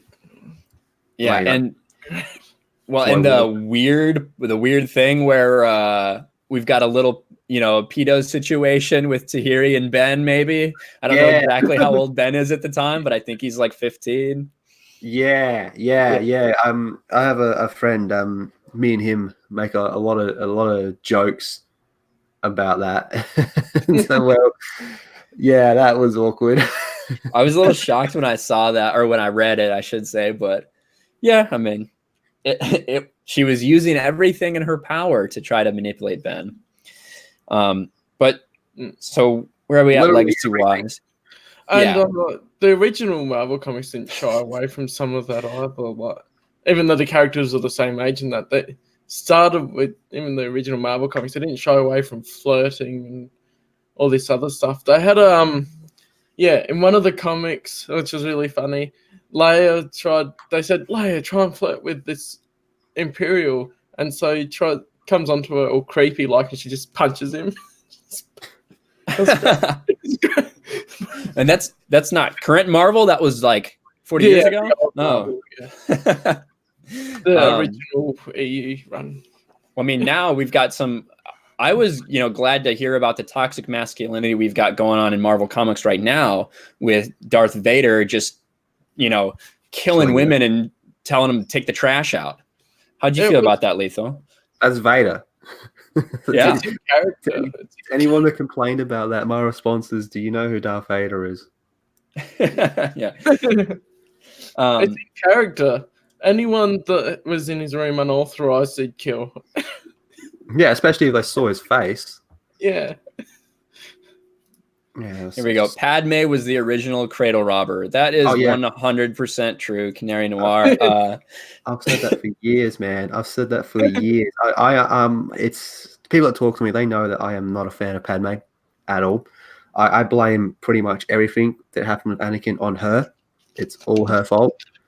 Well, she's like the queen of Naboo, which is a very wealthy planet. Doesn't even offer to buy Anakin's mother out of slavery. That never comes up. No. Of course, they said they can't sell the Queen's wardrobe and whatnot as well. I don't know if I've ever thought about that. I don't like that. They didn't mention when they're trying to buy the hyperdrive that they don't have money with them. Oh, she could come back. Like, she could literally come back in between. In the 10 years. In the 10 years between episode 1 and 2. Like, hey, let's buy your mother out of slavery. That'd be really nice, wouldn't it? I guess they don't really see each other, though. They don't really see each other, right? Because, they have the little thing, but Anakin's like 8 or 9, and she's like, "Oh, thanks, little dude, for what you did in liberating my country. I'm gonna go run the country now." And then they don't see her again until she's Senator Amidala. And Anakin's so fixated on her, and she goes, "Wait, that's you, the little kid." 10 years. She had every opportunity. One night she would have been sitting down, and be like, "Oh, I wonder what happened to that kid's mum." No, whatever. Let's leave it a rot. I don't like Padme. So we had Mara. Respect Whammon, Lethal Lightning. Exactly. Go buy the Whammon out of slavery. And Canary Noir says, exactly. Free Shmi, bitch. Yeah, free Shmi. Justice for Shmi. Maybe Shmi will be freed in Rise of the Skywalker. God, how stupid would that be? I'm looking forward to not seeing it. But it did me too. Into a good the scene in Attack of the Clones. It's probably my favorite from it. That is her dying in Anakin's arms and him massacring the Sand people. So. Look at what Crashdown says. There's a story where Padme sends one of her handmaidens to Tatooine to try to stop slavery and find Shmi. Oh wow, is that? I'm not familiar with that one. Is that Disney? Maybe. Crashdown, if you happen to know if that's from a short story or a Star Wars Insider or something like that, if you could just let us know in the chat. Yeah, I did not know that. That's pretty cool. Oh well, she still sucks. She's still responsible for Vader. I guess it's also if Watto would allow Shmi to be sold again, or if he'd just say no. She's a queen. She can afford it. And then Mara says she has her own ideas for how she would have changed the prequels. Well, you have to let us know sometime, Mara. We'll get you on one of these too. Yeah, that'd be cool. That'd be a good idea, actually. But where were we in Legacy? We were talking about basically what a badass Jacen is for pretty much the whole time. But specifically, so if we didn't specifically say it, but that sacrifice that every Sith has to make, once he kills Mara, he kind of feels that he's made that sacrifice and is now, a Dark Lord of the Sith, Darth Kaidos. Yep. And pretty much from that point on, he's not open about it to start, but over time he's starting to take over more of the Galactic Alliance and kind of bring it under his control through political machinations and the Force. And we kind of have the big fallout eventually where everyone is finally against him when he burns down Kashyyyk. That's so badass, that part. That's the part where he That's awesome. Really tries to make Anakin snap. No, not Anakin, Ben. And he's got Ben with him and he's like, he's waiting for Ben to attack him. He's like, come on, but how many people do I have to kill before this kid attacks me? So he just keeps burning him and burning him and burning him. And Lubaka tries to kill Jacen in that part as well, which kind of shocks Jacen a little bit. because he sees him coming at him, and he's like, "Oh my god, that's Lowy!" And then it's like, boom! It's like that dude just That drop a would bomb on be me. scary, just seeing a Wookiee with a lightsaber charging at you. No, and then when he finally does decide to attack him, and then one of my favorite moments is when Jacen, obviously subdues Ben pretty easily, and he wakes up in this room, and it's like, yeah, I got a Yuuzhan Vong torture room, by the way. I never told anyone about this. Welcome to my playroom. Yeah, Yeah, it's like 50 Shades of Grey. Yeah, it's some bloody Saw stuff, This is my snuff film. Like, congratulations, you're the next contestant. Ooh, it's all messed up. And the fact that he calls his ship the Anakin Solo, well, that's going to piss off a lot of people, but it made sense why he did it. Again, I'm very apologetic when it comes to Jacen. Jacen did nothing wrong, in my opinion. Oh, yeah. Jacen's a good boy. So Star Wars Lounge, I think, was the first to put it. Queen Shadow's recent Handmaidens of Tatooine. So that is a new, an official canon so now. Yeah, that's why I haven't seen it then. Yes, that's why we're unfamiliar with it. They're trying to save Padme for you since you love her so much. They're trying to be in a novel in there. It would just be a short story or something. Oh, and then Matt Wilkins. Too bad we never saw Jacen Lumpy team up. Yeah, that would have been awesome. Cool. But maybe Lumpy ended up teaming up with Alana later. Matt Wilkins, 50 Shades of Shmi, a fanfic. I'd rate it. Well, that is probably what they have planned for the Rian Johnson trilogy, if I had to imagine. And they never went into what the Tusken Raiders actually did to her. Oh, wow. Oh, geez. Callum, we're getting dark now here. It has become an X-rated stream. Yeah, all of a sudden, setting Kashyyyk on fire doesn't feel that bad anymore.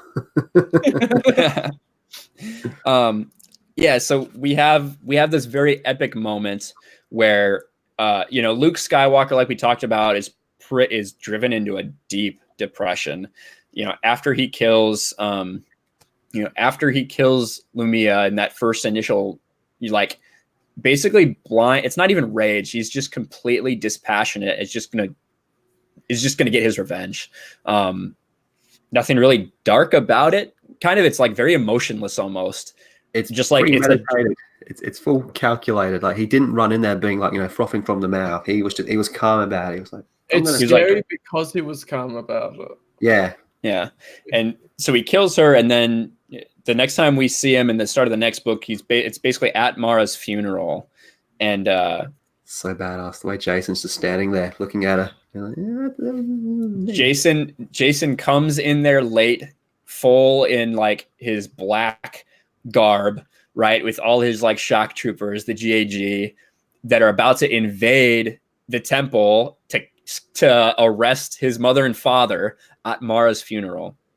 But anyway, and Luke is just incapacitated. Ben is the one. Ben knows that something doesn't make sense and something doesn't add up, especially when Mara waits until Jacen is right next to him to become one with the Force. Yeah. And the way there's all like the other Jedi Masters are all like looking at Jacen going, we know it's you, dude. And he's like, well, what are you going to do about it? I love Jacen. Yeah. Matt says, love how Luke makes quick work of her. You were expecting a giant battle. Instead, he got a one-page beat down by Luke. Yeah. It's Luke, just a stomp. He just claps her. Yeah. And we were talking about that earlier, that moment when he's just forcing her to the edge, and she's falling off, and he grabs her. And you're like, oh, man, Luke still really is there. He's like, I'd never let you fall. Pulls her up just to decapitate her. That's just epic. Of that, the light whip's a really cool weapon as well. It is. We also see that in the Darth Bane trilogy with Githani or whatever her name is. But the light whip is cool. It's so foreign and exotic, and you have the different angles coming at you. And Matt's latest AU review is actually the first comics where it appeared, and Luke creates a Shoto to be able to counter it, which is awesome. Yeah. And that's also connected to the samurai, like George Lucas based the lightsaber combat on the Japanese fighting styles, and so that lines up with the idea of the lightsaber combat being quite similar to Japanese as well, because the Shoto is a Japanese short blade. LP Fail says, will the Clone Wars Season 7 be in the EU? Because technically it's made for Disney's canon. It is a Disney canon thing. So everything that's happened in the Clone Wars, in theory, is part of Disney's canon. Well, technically, all of the stuff that was released before April 25th, 2014 is officially EU because they didn't announce a reboot by that date. Since this is past post-reboot, Season 7's going to be just new canon. It's not going to be EU. Right. No matter how much it contradicts, and still released before that date. So. When it comes to Disney, continuity is not important to them. It doesn't exist over there. That's true. We had 30 years of good things and people working towards continuity. In a couple of years, they've completely wrecked it. It's pretty fascinating. I've talked to some people, and I have a list of new canon contradictions that I put together from what people have told me, which is interesting.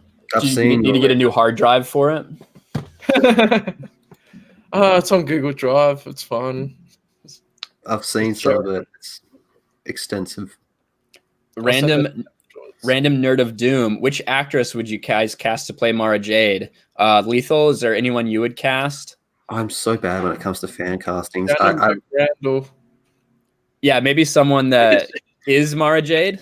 Yeah. That would be cool. That would be really cool. So if you guys don't know, Shannon McRandall is the person who was the original model when they started making things with Mara Jade on it. She does a lot of like fan appearances and stuff still like that. But yeah, that is like everyone's that's the image. That's the official image of Mara Jade. And there's one about Kyle Katarn, and that's Jason Court. I just checked. He plays Kyle Katarn in Jedi Knight Dark Forces 2. Okay. Right, I knew it was something like that, but no, that's thanks for that. Oh, Benzo says ScarJo. Maybe. I don't know. I don't know. I can't see. I'm not that good at fan castings because they're already played by these people. They can do that. Yeah. And as well as I'd prefer actually unknown actors coming to the fore and being. Oh yeah, definitely. Yeah. When I saw Solo, every time I can't even remember what's the name of Woody Harrelson's character. But every time he was Solo. Yeah. Nobody remembers anything about that movie. Tobias Becker. That's it. When he was on screen, I was just thinking that's just Woody Harrelson. Yeah. But let's we're close. We're coming up on 2 hours here. So basically, you have that scene. Jacen is turning full heel at this point in front of everybody. And Ben is the only one that really sees it. So Ben, like we talked about, goes on this investigation, proves that it's Jacen, or in his mind, right? And goes to confront him about it and to kill him. During this battle, he is on the Anakin Solo, Jacen's flagship. The Jedi are currently defending Kashyyyk, I believe, if it's making sense in my head. And Luke and Jaina are involved in a dogfight. And Jaina is trailing Luke, and they're firing at someone. And as Jaina fires, Luke moves up and into her blast, and his ship explodes, right on the face of the Anakin Solo. And everyone feels Luke Skywalker's essence leave, and they're like, "Oh my god!" So awesome. Yeah. Of course. Come on, Luke Skywalker's not dead. Not yet. Luke Skywalker's not dead yet. He doesn't. He's Mary Poppins, y'all. So he has basically created this entire situation to fake his death and to infiltrate the Anakin Solo, and he's hiding his presence from everyone except Ben, which we've seen Jacen be able to hide his presence, but he's never been able to just open it to one person like that. So you see that, Jacen's not the only person that has tricks up his sleeve. So Luke's a really quick learner with that as well, because Ben taught him how to do the hiding in the Force, and then he went from there. Yes, exactly. And so Kaitis is torturing Ben, trying to get him to become his apprentice. And Ben's like, my dad's going to kill you. And he's like, your dad is dead. Luke Skywalker is gone. And, Luke comes into the room. Jacen can't even sense him. And Ben's like, turn around. And Jacen's like, that's the oldest one in the book. You think I'm going to fall for that? And then commences a very quick and brutal, battle. Anybody want to cover that battle real quick? He slaps him. It's a smackdown. It's just basically just force pin him to a chair. Well, that's a different time. Oh, different that time. Is, I'm thinking, must be thinking. Yeah, so that's a little earlier where it's kind of Luke's like final warning to Jacen to stop his shit, essentially, right? He comes down and he says, I don't like what you're doing. You need to stop. And force pins him to his chair, pushes down the chair so he can't move, right? But this is the moment when Luke ambushes Jacen. He walks in him on torturing Ben, and they fight. And it's just brutal, right? It's two masters of the Force, two masters of lightsaber combat going back and forth. Jacen has the advantage because he's in his torture room with all the Yuzong Vong devices, and a couple times Luke gets ensnared in some things, and it's kind of a draw. Because Jacen kind of has that advantage, and because Jacen is about to, Luke does win, but in the end, Jacen is about to come back and attack Luke, and then from behind, he gets stabbed with a vibroblade, literally in the back by Ben. I think Luke was trying to hold back as well because he didn't want to kill Jacen. Well, so from what I gathered, right, he's going there to stop Jacen. If he has to kill him, he has to kill him. As Ben, kind of steps in and saves, who knows what would have happened if Jacen had got a strike off, but he kind of saves Luke as he's entrapped. Like the Revenge of the Sith, people wonder if Palpatine was holding back against Mace Windu and that. Yeah. So, as he does that, the battle's over, right? He's taken a vibro blade almost to the heart. It's so far in his back, and he's like struggling, and Luke recovers and is looking at Jacen and thinking, should I just stop him right here? And Ben steps in, and Ben says, no, Dad, this kill is mine. Yeah, that's lit. Right? And Luke is like, wow, Ben is really close to the edge right now. And he kind of, whether he's looking in the future or not, right? He's like, if I kill him, if I kill Jacen and it seems like an act of revenge, Ben will turn to the dark side. So he grabs Ben and says, we're getting out of here. And they leave. So since Luke is unable to kill Kaitis, there's only one other person for the job. And that's his twin sister, Jaina. Do you know what I really love about that, though, is when they're deciding who's going to be the one to... They're all talking about all the Jedi Masters gather around and go, we got to kill him. And Jaina's just sitting there, and she's listening to all these things, and she stands up and says, you're talking about murdering my twin brother here, can we just take a second to... How about we back up for a minute here? Like, you're talking about killing my fam. Yeah. And then she's like, well, I'm going to be the one to do it because you're all going to come at him as executioners and put him down as a dog. But, but she's saying that I still have love for him. So he does have to die, yes.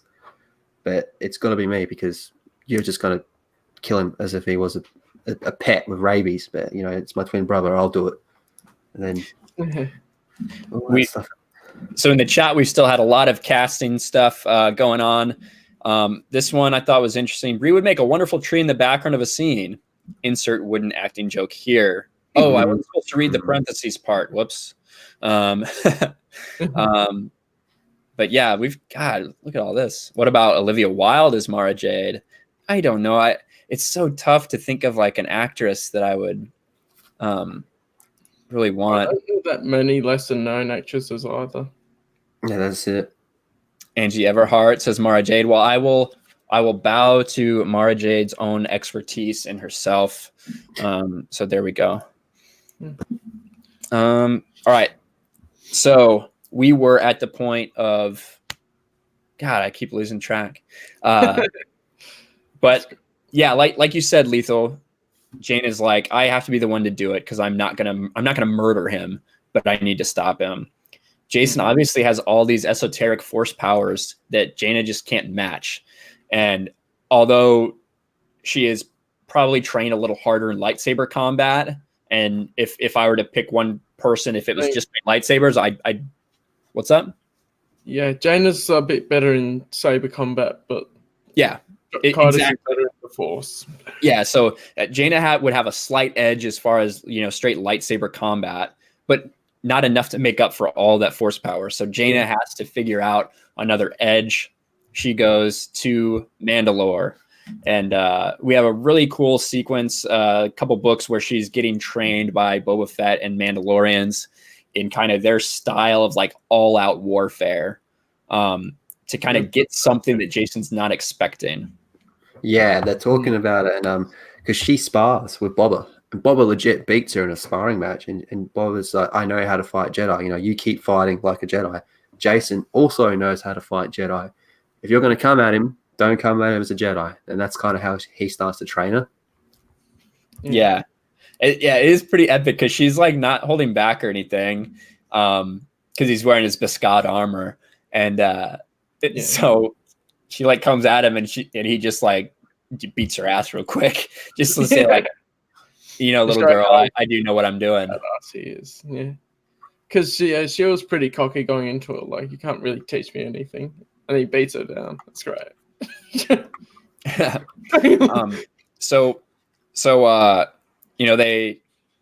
She gets trained up, eventually leaves and goes out to set to do what she knows she has to do and confront her brother. And Jacen, in the meanwhile, Kaitis at this point, is kind of getting his grip on the galaxy and manipulating the Imperial Remnant and the Moffs and everyone. And, does end up facilitating the murder of Gilad Pelion. Yeah, boy. I love that. Send the hot blonde girl to kill him. That's awesome, man. I love that. That's such a power move. And that was, that is us. He was so old, he was so old. They could have kept him around for a while longer. How much more useful would he have been? They kept it seemed like every series they drag him out and be like, well, you gotta be the man again, Pelion. And it was he literally got murdered, right? He gets just shot in his cabin. Really with the deaths of characters and everything, it really paves the way for the next generation. Yeah, and you don't like to see him go, but it was a brutal way for him to go, and he was old, so when it's well written and it's a really good death, you don't mind as much as other things. Yeah. So he's getting ready to take control of everything, and Jaina. Oh, and he discovers a plot. He discovers a plot for, I think it was the Moffs. The Moffs wanted to murder Tenel Ka and anyone with royal blood. So by this thing, they would cool idea. I think it was a version of the Alpha Red or whatever it was that the Chiss developed. Because the Chiss had developed this thing to exterminate the Killiks at one point. And I think they used this, and they were going to eliminate anyone that had Hapan royal blood, including Tenel Ka and Alana, Jacen's son. But they didn't know the whole, it was a kept secret. Yeah. Yes. No one knew that Alana was, Jacen's daughter, except for, a couple of the Jedi when they had figured it out. Yeah. When they had met Alana. Well, I think this might be after. I don't remember when they figured that out. There's some point Leia, because they're going to save Alana. It's at the same time, maybe. I think at the same time that it's happening, they're on a mission to go save Alana or something, because Jacen had captured her. Right? Yeah. Jacen had captured Alana. He kidnapped her, and I think it's Leia. Yeah, right. Leia looks into her eyes, and she's like, "Oh, sweetheart, like you're my granddaughter." Like she immediately recognizes Jacen's eyes staring back at her. Yeah. But anyway, so Jacen is trying to do everything he can to stop this plan from happening. at that same time, Jaina appears to take her shot. And they do have a brief battle earlier where Luke is actually projecting himself into Jaina in some way and like giving her the power and like confusing Jacen. Luke is basically like, he's doing Felinasi images. He's doing everything that he can to distract Jacen, to make Jacen think that he's the one coming for him. So when Jaina is initially facing him, he feels Luke's presence. He thinks it's Luke facing him. And in that battle, Jacen ends up losing an arm, and he still just keeps going because he can go through the pain with his Vong torture that he's been through. He accepts it. And that kind of ends in a draw. Jaina retreats. Jacen goes to the med bay. They're like, we need to reattach your arm, sir. And he's like, I don't have time for that. And because he's so worried about Tenel Khan Alana. And he doesn't even get a prosthetic. That's awesome. It's so bad. Yeah. He's so badass. He's so badass, man. And he murders Prince Isolder at some point because he can't get the Hapens to do what he wants. And Prince Isolder is Tenel Ka's father. So he murders Tenel Ka's father. And then Jacen and Jaina have their courtship of Princess Leia and stuff, which is awesome as well. Yeah, absolutely. They have their final confrontation where Jacen isn't really even trying to kill Jaina. He's trying to warn Tenel Ka and Alana. He's trying to get away so we can warn them and stop this plot from happening. And at one point in the fighting, he stops and he says, Jaina, I'm just trying to save them. Like, just let me do this. And Jaina doesn't believe it. Already. Just die already. Yeah, then go ahead and die already. That's so good and the way the fight ends as well is like Jaina commits to a shot at him and she's completely open. And the way she's expecting it to play out is she's going to die because he's going to just shank her and that's that. But he doesn't do it because he doesn't want to kill her because he kind of, doesn't want to. It's like the way Vader doesn't want to kill Luke. He doesn't want to kill Jaina. So he just doesn't take the swing and, she gets stabbed and he sits down and dies in Jaina's arms. And that's, in my opinion, one of the second most emotional death in all Star Wars is Jacen dying in Jaina's arms. And then you have, because there's a massive battle going on while this is happening. And then you got Han, Leia, and I think maybe Jagged Fell, if I remember right, come into the room. Yep, Jag's the first on the scene. And they find Jaina like holding Jacen's body, just dead. And then Han and Leia walking in like, that's our dead son. Like, good God, it's intense. It's choking me up, like, just thinking about it, because it is, Jaina doesn't believe Jacen. She doesn't believe her brother because it's not her brother anymore. Not for kids. Yeah, it's not. And she thinks it's a trick, right? She's not going to trust him. She's past that point. So she, like you said, she jumps in and opens herself up. And in that last moment, instead of taking his revenge and taking his sister down, he opens himself, uses all of his power to project the thought to Tenel Ka, you're in trouble, save Alana. You're in trouble, save Alana. Get safe. And as he's dying, that's his last act. And, Jaina feels that twin bond return at the very end that had been gone for so long that he cut himself off from.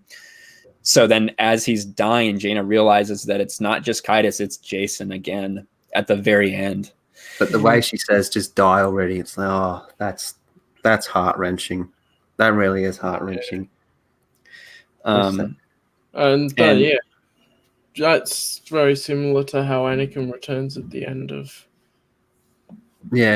Return of the Jedi as well.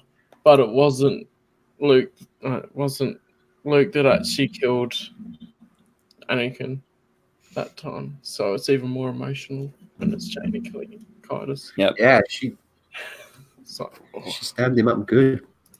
And she lives with that forever, going forward. Going forward from that, she talks about it quite a bit. Fate of the Jedi. She's like, "Yeah, I killed my brother." Eh? Like she really wrestles with that fact. But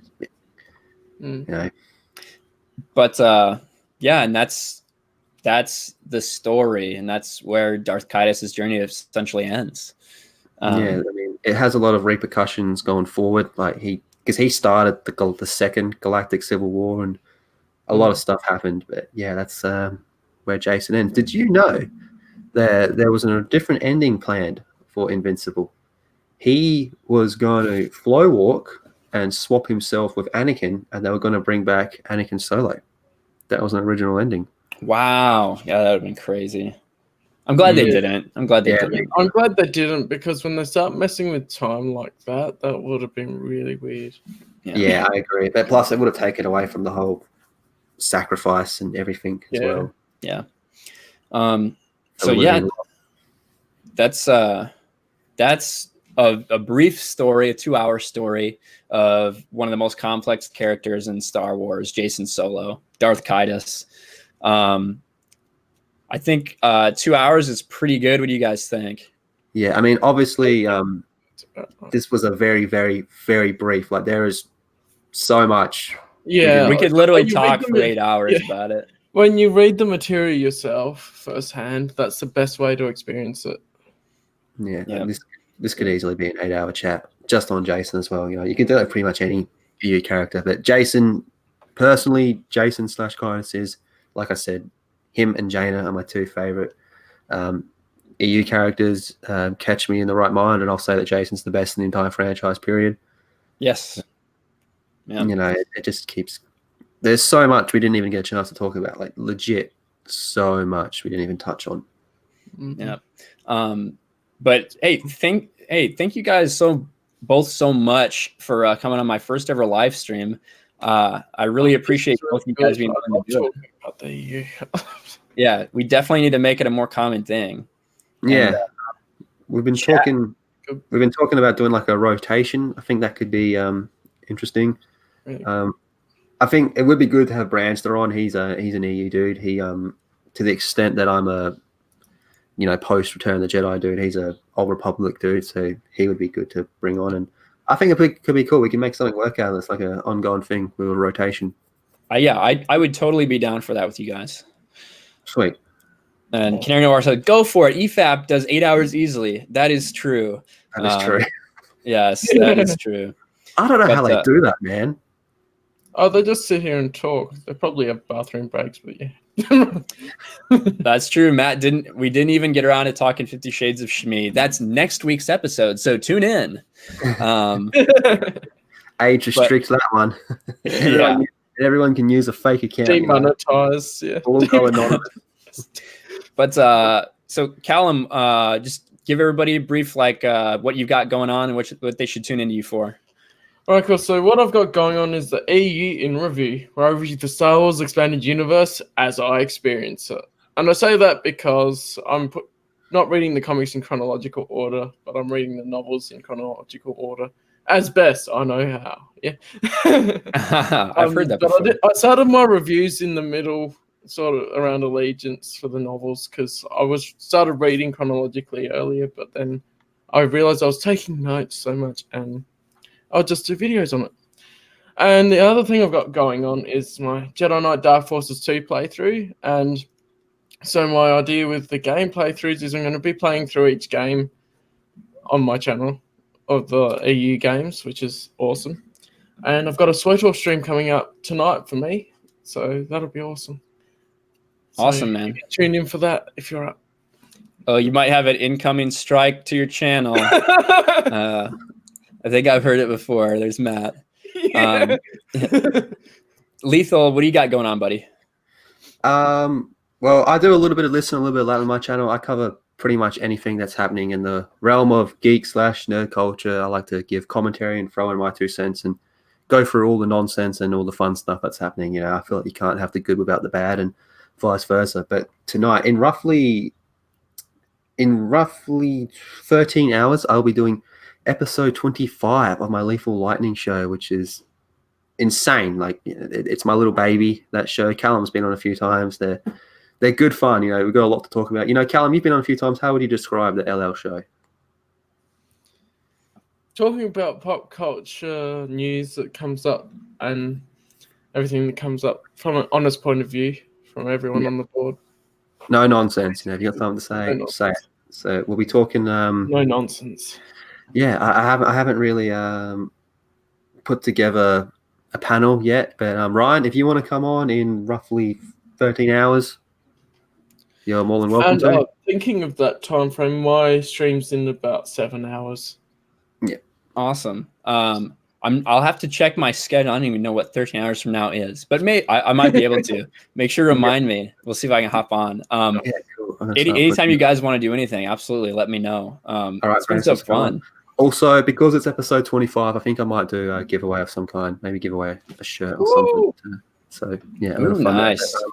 I'll leave my link there.